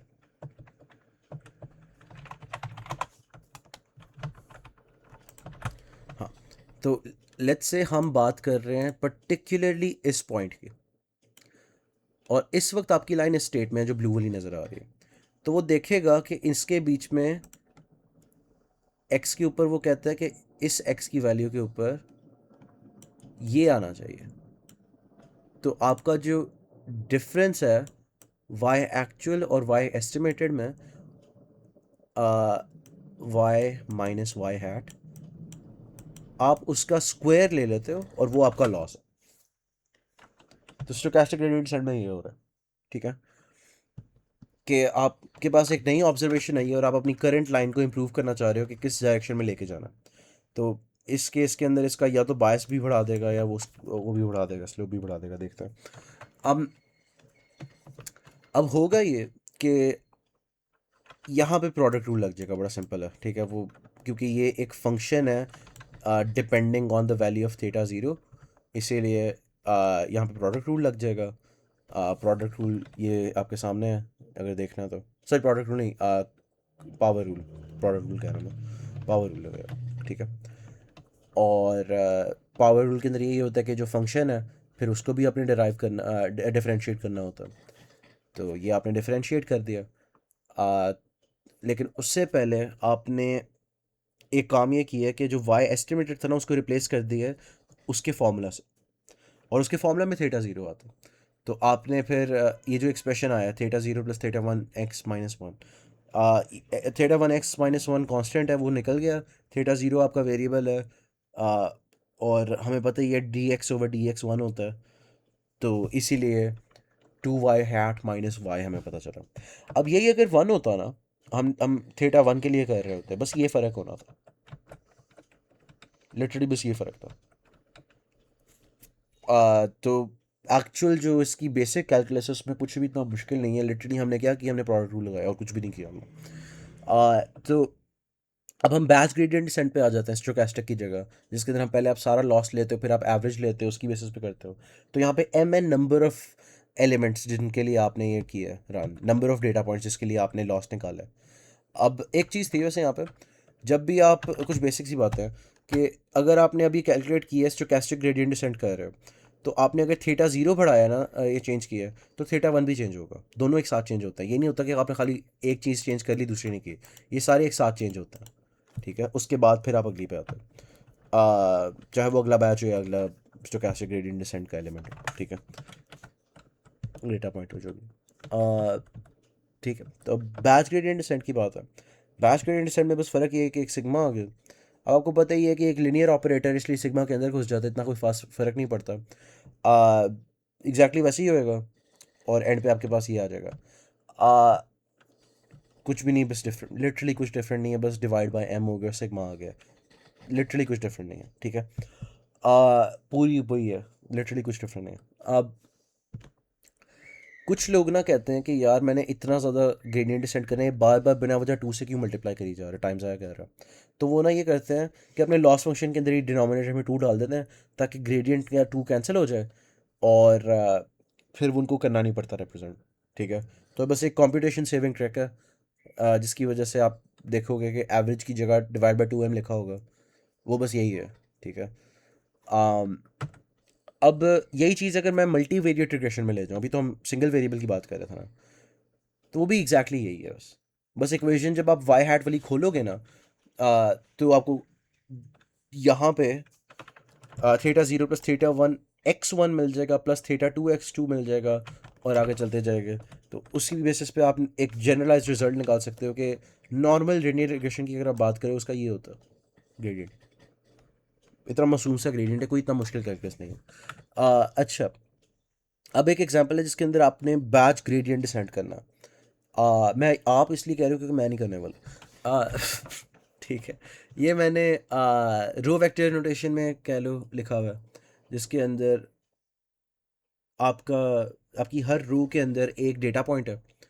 तो एक डेटा पॉइंट आपका ये है कि जब आपके इनपुट वेरिएबल्स x1 x2 और x3 1.5 2.1 और -1.0 थे, तो y की वैल्यू 2.2 आई थी, ऑब्जर्व की गई थी। इसी तरह से, और पहला वाला हमने वन इसलिए फिक्स किया हुआ है कि थीटा ज़ीरो होता है, और नीचे आपको बताया हुआ है कि करंट स्टेट क्या है। अब इसको कैसे सॉल्व करना है, बड़ा स्ट्रेट फॉरवर्ड है। आप पहले इस पूरे बैच के लिए एस्टिमेट निकालते हो, फिर आप इन सब के y के साथ माइनस करते हो, जो आएगा उसका स्क्वायर लोगे, और फिर आप उसको एवरेज कर दोगे, और फिर आपको पता चल जाएगा कि टोटल लॉस कितना है। वैसे तो आपको वो भी करने की जरूरत नहीं, आपने बस वाई हैट निकाल लिया ना। मैं तो बड़ा पुराना वाला तरीका बता रहा हूँ, आपके पास ये रिजल्ट आ गया, इसमें डाल दो बस, फॉर ईच रो, इसलिए सिग्मा आपने ये करना, और ये आपने हर वेट और बायस के लिए कर देना। तो इतना मुश्किल नहीं है, ये खुद ही कर लोगे आप। आगे नॉर्मल इक्वेशन की बात, इसकी डेरिवेशन मैं करने वाला था लेकिन बाद में टाइम ख़त्म हो गया जब तक मुझे समझ आई है। लेकिन अगर आप लॉजिस्टिक रिग्रेशन के लिए कर पाओगे तो ये वाला भी खुद ही हो जाएगा, समझ आ जाएगी। वैसे नहीं, इसका स्केलर वाला वर्जन समझ आ जाएगा, ये इसके अंदर फिर भी थोड़ी सी चवल मारी हुई जकोबियन वगैरह लगे हुए हैं इसमें। वो इतना मैटर नहीं करता, ये नहीं इतना मैटर करता, बस पता होना चाहिए कि ये जो तरीका है ना, ये वाला, ये हम तब यूज़ करते हैं ग्रेडियंट सेट इस तरह की, वैसे ग्रेडियंट डिसेंट तो हमेशा यूज़ होती है, लेकिन ये जो इटरेटिव तरीका है जिसके अंदर हम मुख्तलिफ चीज़ें इनपुट करते हैं, लॉस देखते हैं, ईटा के साथ मल्टीप्लाई करके इस तरह से वेट अपडेट कर रहे हैं, ये जो तरीका है ना, इसका एक ऑल्टरनेटिव एग्जिस्ट करता है जिसके अंदर कोई ईटा नहीं है, कोई ग्रेडियंट वगैरह आप इस तरह से नहीं निकाल रहे, बल्कि आप ना ही आप कह रहे हो कि मैं थोड़ा सा हिस्सा माइनस करके ग्रेडियंट के अलोंग नीचे जा रहा हूँ, डायरेक्शन ऑफ मिनिमल लॉस की तरफ छोटे छोटे स्टेप्स लेके जा रहा हूँ। आप उस तरह का कुछ नहीं कर रहे होते। आप बल्कि ये कर रहे होते हो कि आप एक ही बार ये देख लेते हो कि गिवन मेरा इंटायर डेटा सेट कौन सी वैल्यू ऑप्टिमल है। अब लिनियर रिग्रेशन इतनी सिंपल है कि उसके लिए ये चीज़ एग्जिस्ट करती है। ये राइट साइड पे जो मैंने बनाए हुए बाद में रेलेवेंट होएगा, मैं उसके बाद में आऊँगा, इग्नोर मारो। फोर शैडोइंग का। अच्छा, तो ये रट्टा मारने मार लो, मैं तो नहीं मारने वाला। वैसे इतना ईजी है, याद हो ही जाएगा। वैसे नहीं होगा। खैर, अब एक चीज़ है फीचर स्केलिंग। मसला ये होता है कि हो सकता है कि आपके ना एक इनपुट का यूनिट दूसरी से बहुत ज़्यादा हो। तो उस केस में आपका मसला ये होगा कि लेट्स से उन्होंने एक एग्जांपल दी हुई है स्लाइड्स के अंदर कि एक के अंदर नंबर ऑफ बेडरूम्स हैं और एक के अंदर area in square foot feet है घर का। तो ऑब्वियसली एरिया का नंबर बहुत बड़ा होगा, तो एंड पे आपका आपका जो वेट होगा उसके एसोसिएटेड, लेट्स से आपका x1 area, x2 number of bedrooms है, तो थीटा वन जो है आपका, उसके अंदर एक माइन्यूट सा डिफरेंस भी ना एक्चुअली लॉस को बहुत ज़्यादा इफेक्ट करेगा। तो हम चाहते हैं कि काइंड ऑफ यूनिफॉर्म सा रहे, थोड़ा ज़्यादा इजी हो जाता है बकाया सारी चीज़ों को मैनेज करना।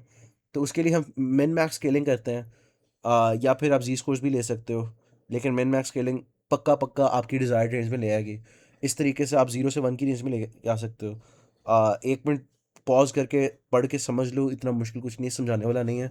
आ, आगे चलते हैं। अब लिनियर रिग्रेशन का सुन के लगता है कि चलो ठीक है यार, एक लाइन ही बन रही है ना, तो इस तरह की डिस्ट्रीब्यूशंस के लिए ये कोई डिसीजन बाउंड्री अच्छी ड्रॉ नहीं कर पाएगा वो। अगर एक्चुअल डिसीजन बाउंड्री ये है रेड्स और ब्लूज़ की, लिनियर रिग्रेशन करेगा कुछ इस तरह से कि वो एक मे बी ये ग्रीन लाइन इस तरह की बना देगा जिसकी लाइक इस तरह से कुछ स्लोप होगा, लाइक वो प्रोबेबली ऐसा कुछ बना देगा। ये लिनियर रिग्रेशन करेगा जिसके अंदर ये पूरी पॉकेट वगैरह ये वाली ये मिसक्लासीफाई होंगी, बकाया सारा कुछ सही से होगा। तो लिनियर रिग्रेशन करेगा यही बेसिकली कि ये जो लाइन मैंने बनाई है ना, एक्चुअली वो ये लाइन बनाएगा, ये ग्रीन वाली लाइन। लेकिन आप इसको अवॉइड कर सकते हो। अब वापस थोड़ा आते हैं, ये ग्राफ क्या है अगर आपको नहीं समझ आ रही। इसका एक्स एक्सेस आपका कोई इनपुट वेरिएबल है और वाई एक्सेस भी कोई इनपुट वेरिएबल है, और कलर बता रहे कि किस क्लास में एग्जिस्ट करता है। ठीक है। तो फिर से वही एग्जांपल जो मैं बार बार बोली जाता हूँ, वेट हाइट जेंडर वाली कर लो कि ये एक्स एक्सेस आपका वेट है, ठीक है, यहाँ पे वेट हो गया, और ये आपका हाइट हो गया, और उसकी बेसिस के ऊपर आप बता रहे हो कि ये पिंक है या ये ब्लू है, राइट। तो लिनियर रिग्रेशन एक लाइन क्रिएट कर देता है इन दो वेरिएबल्स की बेसिस के ऊपर। तो ये एक अपेरेंटली एक लिमिटेशन लगती है, और आप कहते हो यार अच्छा, अगर हमेशा लाइन पे ही रहेंगे तो इस तरह की कॉम्प्लेक्स डिस्ट्रीब्यूशन नहीं हैंडल हो सकती। तो हमें इस तरह पोलिनोमियल रिग्रेशन वगैरह बेहतर होगा फिर। तो पोलिनोमियल रिग्रेशन एग्जिस्ट करता है और उसकी इक्वेशन आपके सामने लिखी हुई है। आप इस तरह से मल्टीपल टर्म्स डालते जाओ, अगर आपने एक्स क्यूब में जाना क्यूब में भी चले जाओ। लेकिन इसकी ज़रूरत ही नहीं है, क्योंकि आप एग्जैक्टली यही चीज़ लिनियर रिग्रेशन के साथ भी कर सकते हो कैप्चर। बस एक चीज़ होती है, उसको कहते हैं फीचर इंजीनियरिंग। फीचर इंजीनियरिंग ये है कि आपके let's say actual data set के अंदर दो ही इनपुट्स थे, लेकिन आप उसकी जगह ना 4 इनपुट्स बना रहे हो अपने रिग्रेशन के, अपने लिनियर रिग्रेशन के अंदर। और एक तो आपका x1 हो गया, एक आपका x2 हो गया। अब आप उसको जो दूसरी x3 के नाम पे जो दे रहे हो ना, वो एक्चुअली x1 स्क्वायर्ड है, लेट्स से। इसी तरह x4 जो आप दे रहे हो वो may be like sign x2 है। तो इस तरह से ना वो बड़े कॉम्प्लिकेटेड चीज़ें भी मैप कर लेते हैं। तो लिनियर रिग्रेशन पढ़ते हुए ये लगता है कि आप बड़ी पॉइंटलेस सी चीज़ पढ़ रहे हैं, एक्चुअल तो मशीन लर्निंग पता नहीं क्या होती होगी। लेकिन न्यूरल नेटवर्क्स वगैरह, ट्रांसफॉर्मर्स, जीपीटी, सब के पीछे यही लगा हुआ है, जो हम लिनियर रिग्रेशन पढ़ रहे हैं। तो पोलिनोमियल रिग्रेशन देख के ये लगता है कि यार एक्चुअल रिग्रेशन बड़ी मुश्किल होती होगी, इस तरह के मसले होते होंगे। लेकिन कुछ चीज़ें आप अप्रॉक्सीमेट कर ही लेते हो बस लिनियर रिग्रेशन से। तो आपको अक्सर बार इनकी ज़रूरत नहीं पड़ती। और लीनियर रिग्रेशन एक ज़्यादा अच्छा मॉडल इसलिए है क्योंकि वो बहुत सिंपल है। उसका ग्रेडियंट अभी आपने देखा था, मासूम सा बेचारे का ग्रेडियंट है। तो ये ट्रेनिंग के अंदर भी ज़्यादा अच्छा रहेगा पोलिनोमियल की निस्बत। और आगे बात करते हैं स्कैटर प्लॉट्स की। अब स्कैटर प्लॉट्स जो होते हैं वो आपको बेसिकली दिखाते हैं कि दो वेरिएबल्स के बीच में कॉरेलेशन कितनी है। आ, ये आपको नज़र आ रहा है यहाँ पे एक बहुत क्लियर नेगेटिव कॉरेलेशन, कि अगर आपने मूवी जॉस देखी है, आपकी अटैक्स के साथ नेगेटिव कॉरेलेशन है। ठीक है, इसी तरह से आ, उसी चीज़ को फिर से किया हुआ है इन्होंने यहाँ पे, पता नहीं क्यों। नहीं, उल्टा है ये, अगर आपने अटैक्स X by X transpose type है। अच्छा, तो इसकी बेसिस के ऊपर आप कॉरेलेशन वगैरह निकाल सकते हो, तो कि कितने कॉरेलेटेड हैं आपस में। और अगर इस तरह से कोई रैंडम नॉइज निकल रही है, उसका मतलब है देयर इज़ नो कॉरेलेशन। अच्छा जी, तो अगर आपको इस तरह से कन्वीनियंट सी शेप नज़र आ जाए तो वो एक कॉरेलेशन है वगैरह। अब हम ये देखते क्यों हैं, एक तो बस समझ आ गई ना करना, लेकिन ये अप्लाइड मशीन लर्निंग का कोर्स है। और मेरे सामने रात के 2 बजे मैं खोल के बैठा हूँ लीनियर रिग्रेशन के अंदर स्कैटर प्लॉट्स।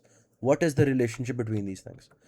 तो अभी मैं फीचर इंजीनियरिंग की बात कर रहा था, मैंने एक्स्ट्रा बात है लेकिन मैंने इसीलिए की थी ताकि आपको पता है कि ये क्यों देखे जाते हैं। जहाँ तक मुझे पता है, ये इसीलिए देखे जाते हैं ताकि आपके कुछ जो रिलेशनशिप्स हैं वो इतने सिंपल लिनियर नहीं होते, बल्कि आप स्कैटर प्लॉट्स बनाते हो अपने पूरे डेटा सेट के, और आप देखते हो कि कौन कौन सी फीचर्स हो सकती हैं जो इसको चाहिए हो सकता है कि आपकी linear decision boundary normal variable से नहीं हो रही, लेकिन अगर आप कहीं एक एक्स स्क्वायर वगैरह वाली टर्म डाल दो तो उससे हो जाए। तो अगर आपको कहीं वो पैराबोला नज़र आ जाए उनकी कॉरेलेशन का, तो आप उसकी बेसिस के ऊपर ये डालोगे ना। इसी तरह लॉगरिथमिक भी नज़र आ सकता है। तो ये विजुअलाइजेशन आपको मदद देती है कुछ चीज़ें आइडेंटिफाई करने में। उसके अलावा ना एक और जो बड़ी इंपॉर्टेंट चीज़ है वो है यूजलेस इंफॉर्मेशन जो है उसको फिल्टर आउट करने के लिए। तो यहाँ पे स्टॉक प्राइस का वेरिएबल डाला हुआ है जो जिसकी लिटरली कोई कॉरेलेशन नहीं है किसी भी और चीज़ के साथ, ना टैक्स के साथ, किसी के साथ कोई भी कॉरेलेशन नहीं है। तो इस तरह के आपने चीज़ को रखा ही क्यों है अपने मॉडल के लिए? आप अपने मॉडल अपनी ज़िंदगी मुश्किल कर रहे हो। तो ये फीचर सिलेक्शन के लिए भी यूज़ होता है। ठीक है, तो मेजरली ज़्यादा फीचर सिलेक्शन के लिए ही बात की जाती है, लेकिन मुझे पर्सनली ये चीज़ इंटरेस्ट कर रही थी इसलिए मैंने ये डाली है। अब आगे है वेरिएंस बायस ट्रेड ऑफ। वेरिएंस बायस ट्रेड ऑफ यही है कि आपका जो थीटा जीरो है उसको बायस कहते हैं, क्योंकि बस एक फ्लैट बायस है, प्लस माइनस बिना वजह को शुगल में किया हुआ है। तो हाई बायस जो होते हैं, अब हाई किस चीज़ के relative, high relative to theta one. ठीक है, अ, मतलब ज़्यादा हैवी लिफ्टिंग ना आपकी बायस कर रही है। तो उस केस में ये होता है कि आपके वेरिएबल कम ज़्यादा होने से इतना कोई ख़ास फ़र्क ही नहीं पड़ रहा। आप ज़्यादा बस आपने सोच लिया हुआ है कि इसी तरह की लाइन होएगी। तो ये डेटा की कम्प्लेक्सिटी को उतनी अच्छी तरह से नहीं हैंडल करता, तो हम कहते हैं ये अंडर फिट है। इसके complete opposite end of the spectrum पे जो आप राइट मोस्ट पे देख सकते हो वो ये है कि थोड़ा एक्स्ट्रा ही डेटा का लकीर का फ़कीर बन गया और वो अंडरलाइन पैटर्न नहीं देख पा रहा। ठीक है, तो इसके अंदर बायस वगैरह का नहीं है इसके अंदर, बल्कि जो वेरिएंस है वो बहुत ज़्यादा, मतलब X1 X2 की बेसिस के ऊपर बहुत ज़्यादा काम हो रहा है। अब एक अच्छी चीज़ जो होगी उसके अंदर ये इनका बैलेंस होगा। ठीक है, तो ये जो इक्वेशंस लिखी हैं वो करना इग्नोर करो बेशक। ये इन्होंने बस दिखाया हुआ है डिफरेंट कर्व्स को कि ये मैंने पोलिनोमियल कर्व एक्स स्क्वायर्ड लिया है या एक्स पावर 4 लिया है, तो इस केस के अंदर कौन सी रिग्रेशन बेहतर थी, ये वो चीज़ है। लेकिन हम इसको इसकी बात ही खाली लीनियर रिग्रेशन के कॉन्टेक्स्ट में कर रहे होंगे, और खैर अभी नज़र आ जाएगा। ये आपके पास लेट्स से एक है ऐसा मॉडल, एक लीनियर रिग्रेशन मॉडल ऐसा है जो किसी एक वेरिएबल को बहुत ज़्यादा प्रेफरेंस दे रहा है, या फिर आप बस चाहते हो कि ये ना अच्छा बेसिकली पता है क्या, जब भी थीटा वन थीटा टू वगैरह की वैल्यू ज़्यादा होगी ना, आपकी वेरिएंस ज़्यादा होगी। ठीक है, और जब ये रियल वर्ल्ड रिजल्ट्स निकाल के दिखाते हैं। ठीक है, अभी हम खाली पोलिनोमियल की बात कर रहे थे क्योंकि मेरा ख्याल है फीचर इंजीनियरिंग बीच में ले आऊँगा ज़्यादा मुश्किल हो जाएगा। आ, तो ये आप खाली ये जो दरमियान वाला क्वाड्रेटिक वाला, इसके अंदर अगर आप थीटा टू की वैल्यू बढ़ा दोगे तो ऑब्वियसली चेंज ज़्यादा आएगा। और जितनी आप इन लोगों की वैल्यू कंट्रोल्ड रखोगे ना इन वेरिएबल्स की, उतना सिंपल रहेगा आपका मॉडल। ठीक है, तो हम कोशिश करते हैं कि theta zero, theta one, theta two सारे कोई लाइक -1 से 1 की रेंज के करीब हों। लाइक ये एक हार्ड एंड फास्ट रूल नहीं है, लेकिन मतलब इतनी ही रेंज हो, कोई ज़्यादा इतना भी ना हो कि कोई 10,000 पे पहुंचा हो। तो उसके लिए एक चीज़ होती है रेगुलराइजेशन, और वो बेसिकली आर्टिफिशियली हम ना पेनल्टी डाल रहे होते हैं ज़्यादा हाई वेट्स की। अब इन्होंने थीटास की जगह डब्ल्यूज यूज़ किए हैं, उनकी मर्ज़ी। लेकिन आप बेहतर है थीटा यूज़ कर लो ताकि कंसिस्टेंट रहे बगैर सारी चीज़ों के साथ। तो इनका जो लॉस फंक्शन है अगर हम गौर से देखें तो बेसिकली इन्होंने यहाँ पे ना ये वाई हैट लिखा हुआ है, ये जो सिग्मा बड़ा वाला एक्स्ट्रा बिना वजह शक्ल में डाला हुआ है, ये है वाई आई माइनस वाई हैट का स्क्वायर, जिस जो स्क्वायर लॉस फंक्शन हम अभी तक चलता है, कब का चला रहा है। ठीक है, ये वही चीज़ है, और ये बैच में है, तो ये सम कर रहा है ओवर ऑल आइटम्स, मतलब ऑल डेटा पॉइंट्स। ठीक है, अब इसमें जो इजाफा हुआ है वो ये है कि फॉर ईच फीचर आपने उसके वेट को मल्टीप्लाई करना है लैम्डा के साथ, और आपने कॉस्ट में इजाफा करना होता है।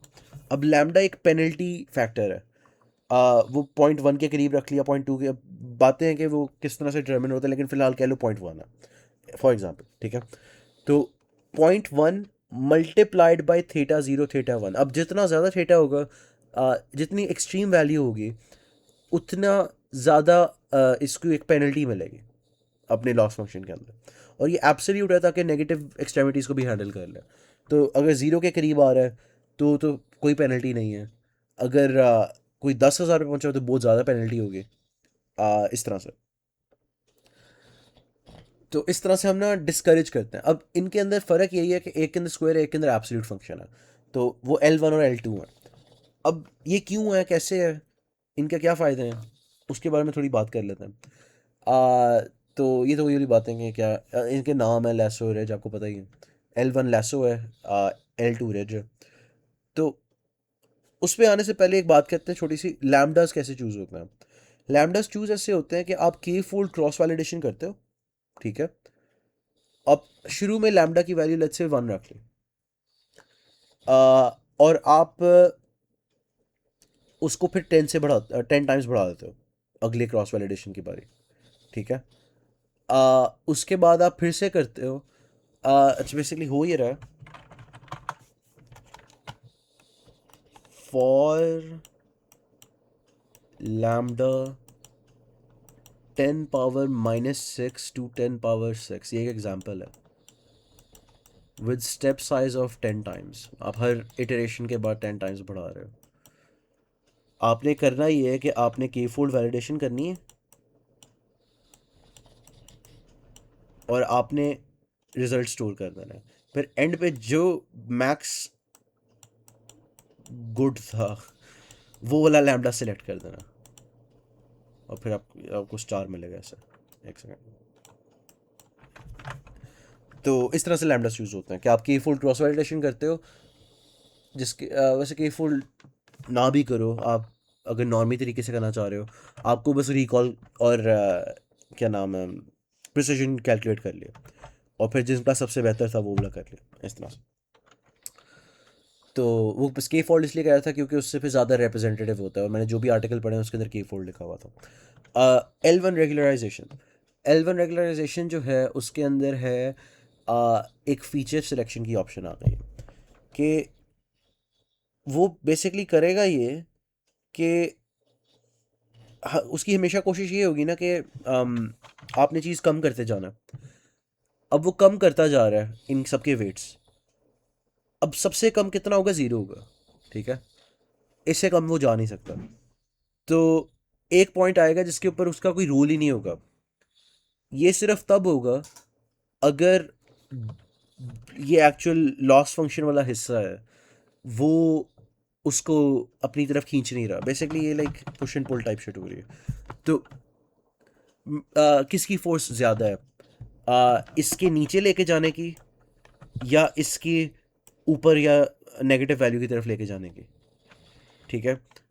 ओवर टाइम कोई एक फोर्स जीत जाएगी, जैसे जैसे आप लैम्डा की वैल्यू बढ़ाते जाओगे, एक बड़ी लैम्डा की वैल्यू जितनी आप पेनल्टी बढ़ाते जाओगे, उसके अंदर तो इवेंचुअली वो किसी भी चीज़ को नहीं देखेगा।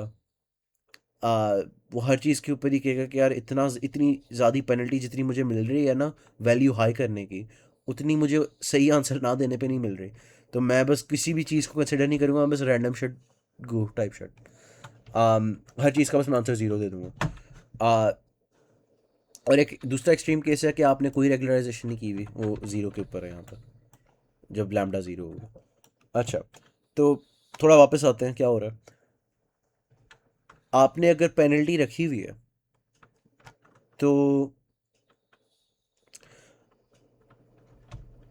ये आप देख सकते हो कि स्टॉक प्राइस एक हमने चीज़ नोट की थी कि यार ये क्यों शुगर में डाली हुई है उस में, तो आपके ना रेगुलराइजेशन ने भी वही नोट किया और उसने उसको शुरू से डिस्कार्ड कर दिया हुआ, तो इसलिए इसका कोएफिशिएंट इसने ज़ीरो पे स्टक कर दिया हुआ। चाहे आप 10 पावर ऑफ -2 डाल दो, 10 पावर -1 कर दो लैम्डा को, 10 पावर 0 कर दो, 10 पावर 1 कर दो, मतलब लैम्डा इक्वल्स 1 है ये। अच्छा खैर, लैम्डा की हर वैल्यू के अकॉर्डिंग ये इसकी वैल्यू हमेशा ज़ीरो ही रखी है।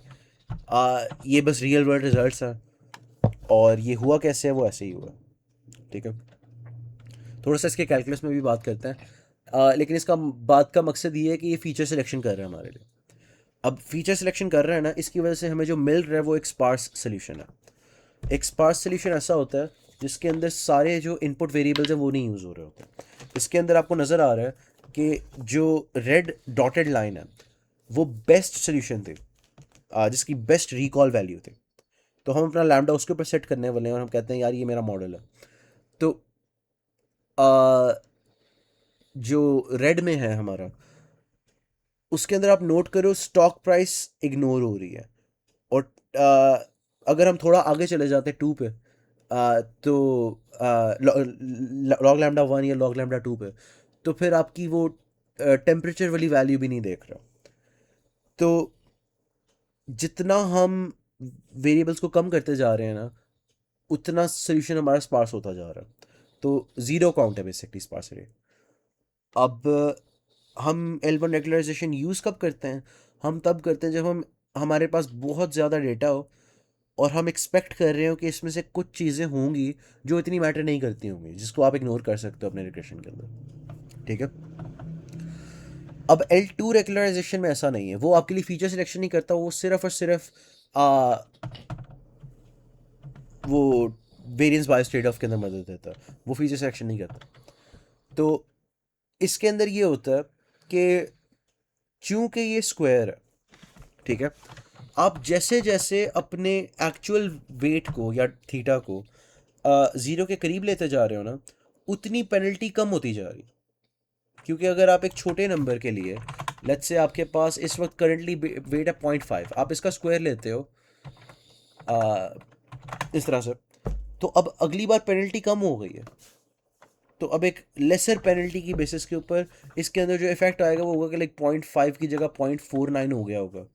फिर आप इसको करोगे आहिस्ता आहिस्ता ना, आपको पता चलेगा कि कभी ज़ीरो होगा नहीं, ये लाइक एक एसिम्पटोट की तरह बिहेव करेगा कि लाइक अप्रोचेस ज़ीरो लेकिन कभी रीच नहीं कर पाएगा ज़ीरो को।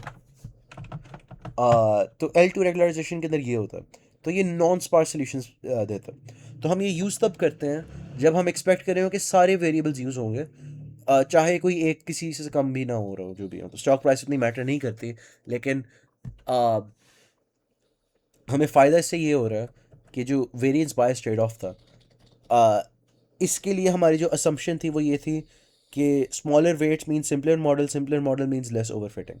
तो हम ओवरफिटिंग को कम से कम अवॉइड कर लेंगे, तो हमारे रिजल्ट्स जनरलाइजेबल होंगे, हम ज़्यादा डेटा सेट की लकीर के फ़कीर नहीं बने रहेंगे, हम अंडरलाइंग पैटर्न की तरफ थोड़ा सा जाना शुरू हो जाएंगे।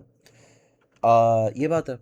अब एक और चीज़ है छोटी सी, वो इलास्टिक नेट रेगुलराइजेशन, जिसके अंदर आपने लिटरली बस दोनों के जो रेगुलराइजेशन टर्म है आपने दोनों डाल दिए आगे प्लस करके।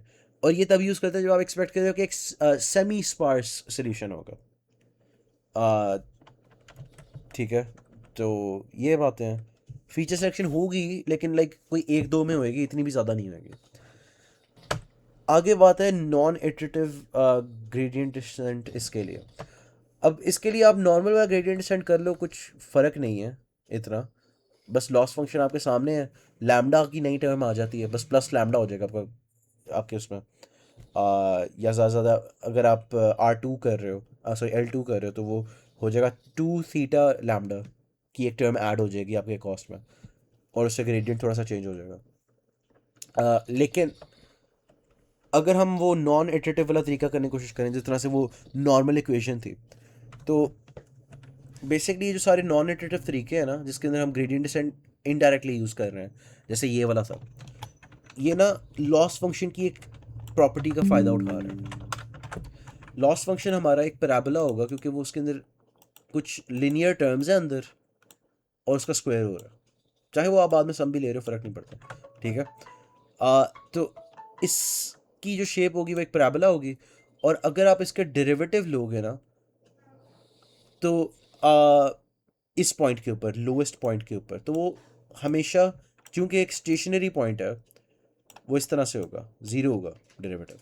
अब अगर ये एक पीक होती तब भी डेरिवेटिव इसका ज़ीरो ही होता, लेकिन हमें पहले ही पता है कि इस स्पेसिफिक ग्राफ के लिए डेरिवेटिव ज़ीरो होने का मतलब ही ये है कि ये ग्लोबल मैक्सिमम है, सॉरी ग्लोबल मिनिमम है, मतलब एरिया ऑफ लीस्ट कॉस्ट है।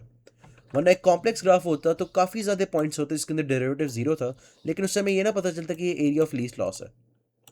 ये जो मैं सारी लाइंस बना रहा हूँ ये सारे डेरिवेटिव ज़ीरो वाली हैं, लेकिन इस स्पेसिफिक ग्राफ के अंदर हमें पता है कि ये ग्लोबल मिनिमम है, जो कि बहुत डब्ल्यू चीज़ होती है। अच्छा, यहाँ पे,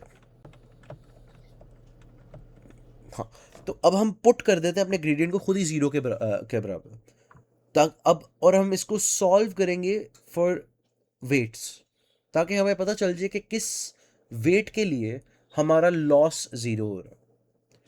तो हम उल्टा काम कर रहे हैं, हम ये करने की जगह कि हम ऑल पॉसिबल वेट्स चेक करके उनका लॉस एवेल्यूएट करें, हम ये कर रहे हैं कि हमें पता है कि ये ग्रेडियंट होगा, अब उसकी बेसिस के ऊपर हम वेट्स निकालना चाह रहे हैं कि किन वेट्स के ऊपर ये होगा। तो उसका तरीका थोड़ा डिफरेंट है इन सारी चीज़ों से। सबसे पहले तो आपने L2 फंक्शन आपने लिख लिया, आपका जो L2 लॉस है रिग्रेशन का, आपने उसका वो पार्शियल डेरिवेटिव ले लिया with respect to some weight, ठीक है। तो ये आपकी लेफ़्ट साइड पे आपकी वो लॉस फंक्शन है, नॉर्मल वनीला, और यहाँ पे आपकी रिग्रेशन, वो रिग्रेशन कह रहा हूँ, रेगुलराइजेशन टर्म है। अब आप इसके अंदर एक चेंज ये करते हो, ये तो वैसे हमने पहले भी किया था, वाई हैट की जगह आप उसका फॉर्मूला लिख देते हो, ठीक है, और ये वाली टर्म सिंप्लीफाई हो जाएगी, ठीक है, इस तरह से। अब वैसे एक्सप्लेन करने का दिल नहीं कर रहा, लेकिन कर देता हूँ। ये जो है लैम्डा सिग्मा थीटा, ये एक्चुअली इस तरह से होगा, theta I equals 1 up till number of features, ठीक है, let's say number of features n, क्योंकि m मैंने यूज़ किया हुआ नंबर ऑफ रोज़ के लिए। तो इस केस के अंदर मैं जब इसका पार्शियल डेरिवेटिव लेता हूँ विद रिस्पेक्ट टू थीटा के, मैं इसको लिख सकता हूँ इस वाली हिस्से को कि ये समेशन जो है ना वो इस तरह से θ1 plus θ2 plus θ3 and so on, ठीक है। तो अगर मैं इसको कर रहा हूँ तो ये तो एक कांस्टेंट है, ये बाहर निकल आएगा, तो ये पार्शियल यहाँ पे आ जाएगा, पार्शियल थीटा के। अब ये के नहीं है, ये ज़ीरो हो जाएगा, ये के नहीं है, ज़ीरो हो जाएगा, जहाँ पे भी कहीं के आएगा वो 1 हो जाएगा, तो इवेंचुअली आपको यहाँ पे थीटा लैम्डा मिल जाएगा, और ये आई एम ही आया हुआ। अच्छा, सही हो गया। अब हम अगला काम ये करेंगे, हम प्रोडक्ट रूल लगाएंगे इसके ऊपर, ये जो स्क्वायर वाली टर्म, तो वो कर दिया, और मैंने वही 2m वाली ट्रिक की है ताकि मेरी कंपटीशन बच जाए थोड़ी सी, ये दो आपस में टू कैंसिल हो जाए। और यहाँ पे अब ये वाली चीज़ होगी। अब एक फ़र्क आने वाला, ये ऐसी चीज़ है जो हमने खाली तब करनी है जब हम एक नॉन इटरेटिव सोल्यूशन निकाल रहे हैं। जब भी आप एक नॉर्मल ग्रेडियंट निकाल रहे हो आपने, तब ये बिल्कुल भी नहीं करना। लेकिन अब हम करने ये वाले हैं कि हम पहले चूज़ कर लेते हैं हम किसके लिए कर रहे हैं, थोड़ा सिंपल हो जाए वरना हम ज़्यादा एब्स्ट्रैक्ट हो जाएंगे। हम कह देते हैं कि हम ना लीनियर रिग्रेशन थी ना, थीटा 0 प्लस थीटा 1x1, तो हम स्लोप के लिए भी खाली निकाल रहे हैं कि स्लोप की क्या ऑप्टिमल वैल्यू होनी चाहिए, और ये हम नॉन इटरेटिवली निकाल रहे हैं। तो उसके लिए हम करेंगे ये कि हम थीटा 0 को ना एक्सप्रेस करेंगे इन टर्म्स ऑफ थीटा 1 इस तरह से। अब इसकी वजह क्या है, आप अगर इसके बिना करने की कोशिश करोगे ना आपको खुद ही वजह समझ आ जाएगी। मैंने इसके ऊपर पहले घंटा लगा लिया, मेरा समझाने का दिल नहीं करा कि क्या मसले आता है। तो आगे चलता है। अब ये जो इसके अंदर मैंने डाला है वो किस तरह से मैंने किया है, ये मैंने ना मीन डाल दिया, average Y actual minus average. अब मैंने यहाँ पे एक्चुअल डाला, मैंने एस्टिमेट नहीं डाला क्योंकि मैं चाह रहा हूँ कि वो हाइपोथेटिकल परफेक्ट वैल्यू थीटा 0 की, और जो परफेक्ट वैल्यू होगी उसके अंदर ऑन एवरेज सारे वाइज एक एवरेज एक्स के अकॉर्डिंग से इसे प्रिडिक्ट हो रहा होगा। ठीक है, तो ये इस रीजनिंग की बेसिस पे अब हम ये करेंगे कि हम इसको डिफरेंशिएट कर लेंगे इस पूरी ब्रैकेट को, और हमें मिल जाएगी ये टर्म, क्योंकि खाली थीटा 1 वाली चीज़ें नहीं बचेंगी ना, तो x1 एवरेज और x1, और ये माइनस माइनस यहाँ पे प्लस हो गया, ये वाला माइनस था तो इसलिए x1 एवरेज माइनस x1, और ये अगर कन्फ्यूजन हो रही है ये सारा कुछ एक ही सिग्मा के अंदर है। ठीक है, तो x1 एक गिवन सैंपल के लिए, और ये सिग्मा लूप कर रहा है तमाम सैंपल्स के ऊपर। अच्छा, अब हम इसको थोड़ा सा रीअरेंज कर लेंगे और थोड़ा सा सिंप्लीफाई कर लेंगे कि मैंने यहाँ पे भी वही कर लिया, थीटा 0 मैंने काट दी, उसकी जगह मैंने वो एवरेज वाली टेक्निक की है,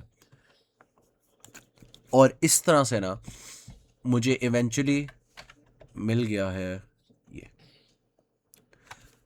अब अगर आप सोच रहे हो कि हमने ये एवरेज वाला क्यों बीच में काम किया, मसला ये आता है कि अगर आप एवरेज वाला काम ना करो ना तो फिर आपका जो थीटा 1 है ना वो in terms of theta 0 express हो जाता, और जब आप थीटा 0 निकालने की कोशिश करते हो थीटा 1 की टर्म्स में एक्सप्रेस हो जाता है, वो एक लाइक लूप सा बन जाता है। ठीक है, इसी तरह से आप के इक्वल्स 0 के लिए निकाल सकते हो, और इसी तरह आप L1 के लिए निकाल सकते हो। ये L1 की डेरिवेशन मैम ने की थी, उसके अंदर बस एक फ़र्क आएगा कि उसमें तो स्क्वायर था ना तो उसके अंदर मसला नहीं हुआ, इसके अंदर एब्सोल्यूट फंक्शन है जिसको आप डिफरेंशिएट कर रहे होगे रेगुलराइजेशन टर्म के अंदर, नज़र आ जाएगा यहाँ पर एक सेकंड, ये रहा। तो इस फंक्शन का का डेरिवेटिव डिपेंड करता है डब्ल्यू जे की वैल्यू के ऊपर, तो आपको दो केसेस लेके चलने पड़ेंगे, एक जिसके अंदर W J is greater than equal to 0 और एक जिसके अंदर लेस देन 0। तो लेस देन 0 वाले केस के अंदर ये साइन का फ़र्क आ जाएगा यहाँ पर, तो वो थोड़ा फ़र्क पड़ता है, और एंड पे जाके आपके सोल्यूशन डिफरेंट आएंगे।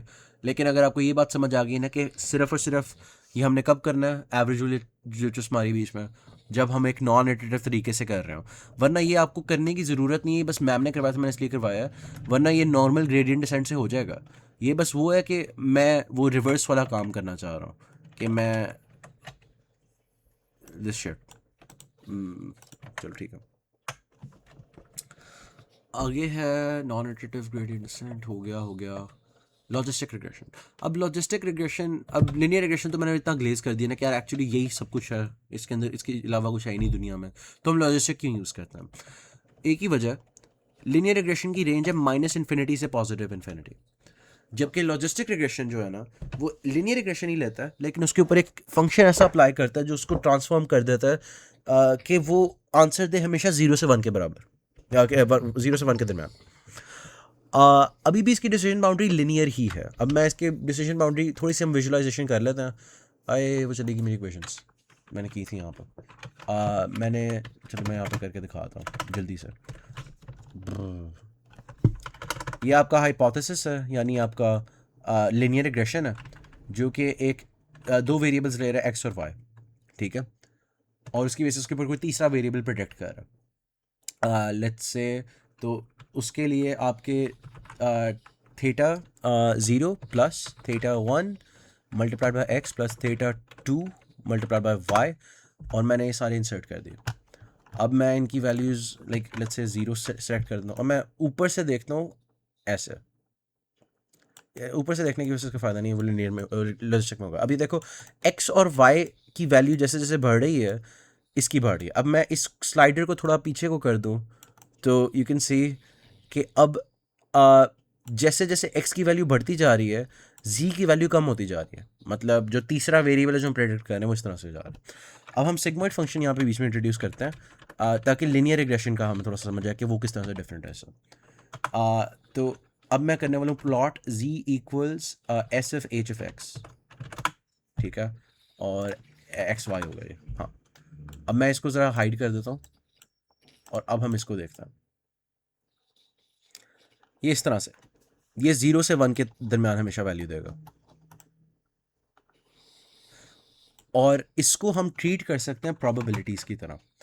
तो अगर मैं कर दूं z इक्वल 0.5 से ज़्यादा होगा, सिर्फ हमने तब डिस्प्ले करना है, और मैं यहाँ पे कर दूं लेस देन इक्वल टू 0 होगा। और अब हम ऊपर से नीचे को देखें तो अगर हम देखें ना, x और y जो हमारा ओरिजिनल था, एक सेकंड, ओ भाई एक सेकंड, हाँ, ये हमारे x और y हैं।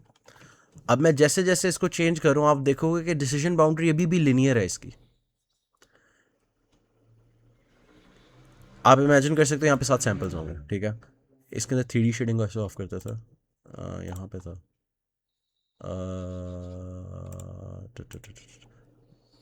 खैर जो भी, disable lighting, let's go.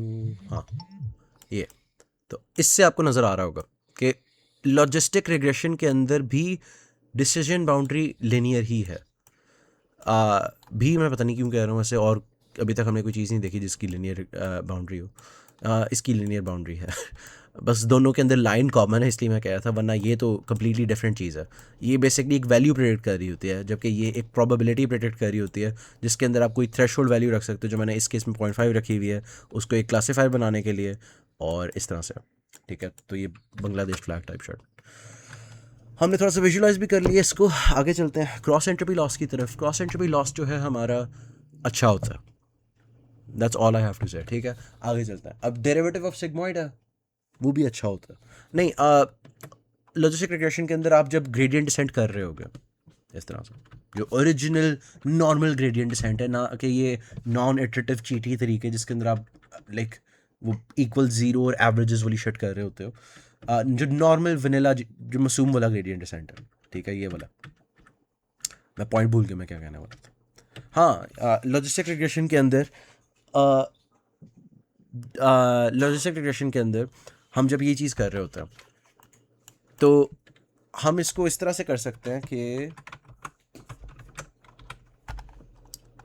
Partial over partial of theta के of sigmoid h of theta के, ठीक है।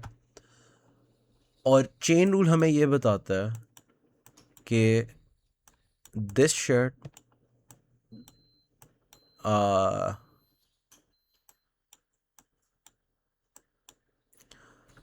एक सेकंड,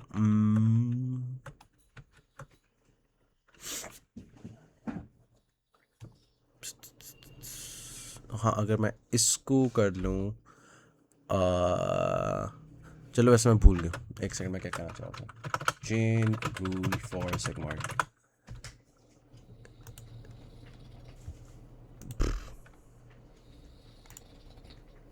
ओके, हाँ मुझे याद आ गया। तो मैं ये कहना चाह रहा हूँ कि आपने अगर डिफरेंशिएट करना है इस तरह से, पार्शियल ओवर पार्शियल थीटा के, और आप करना चाह रहे हो sigmoid of H F theta के, आप इसको रिजॉल्व करना चाह रहे हो, ये करना कॉम्प्लिकेटेड है। तो हम इसको इस तरह से कर सकते हैं कि हम पहले करें सिग्मोइड का derivative with respect sigmoid of H of theta of theta के को हम डिफरेंशिएट करते हैं with respect to H of theta के, जो कि एक रिलेटिवली ज़्यादा इजी चीज़ है। और फिर हम चेन रूल के साथ ये करना, एच ऑफ थीटा के और ये मल्टीप्लाई है।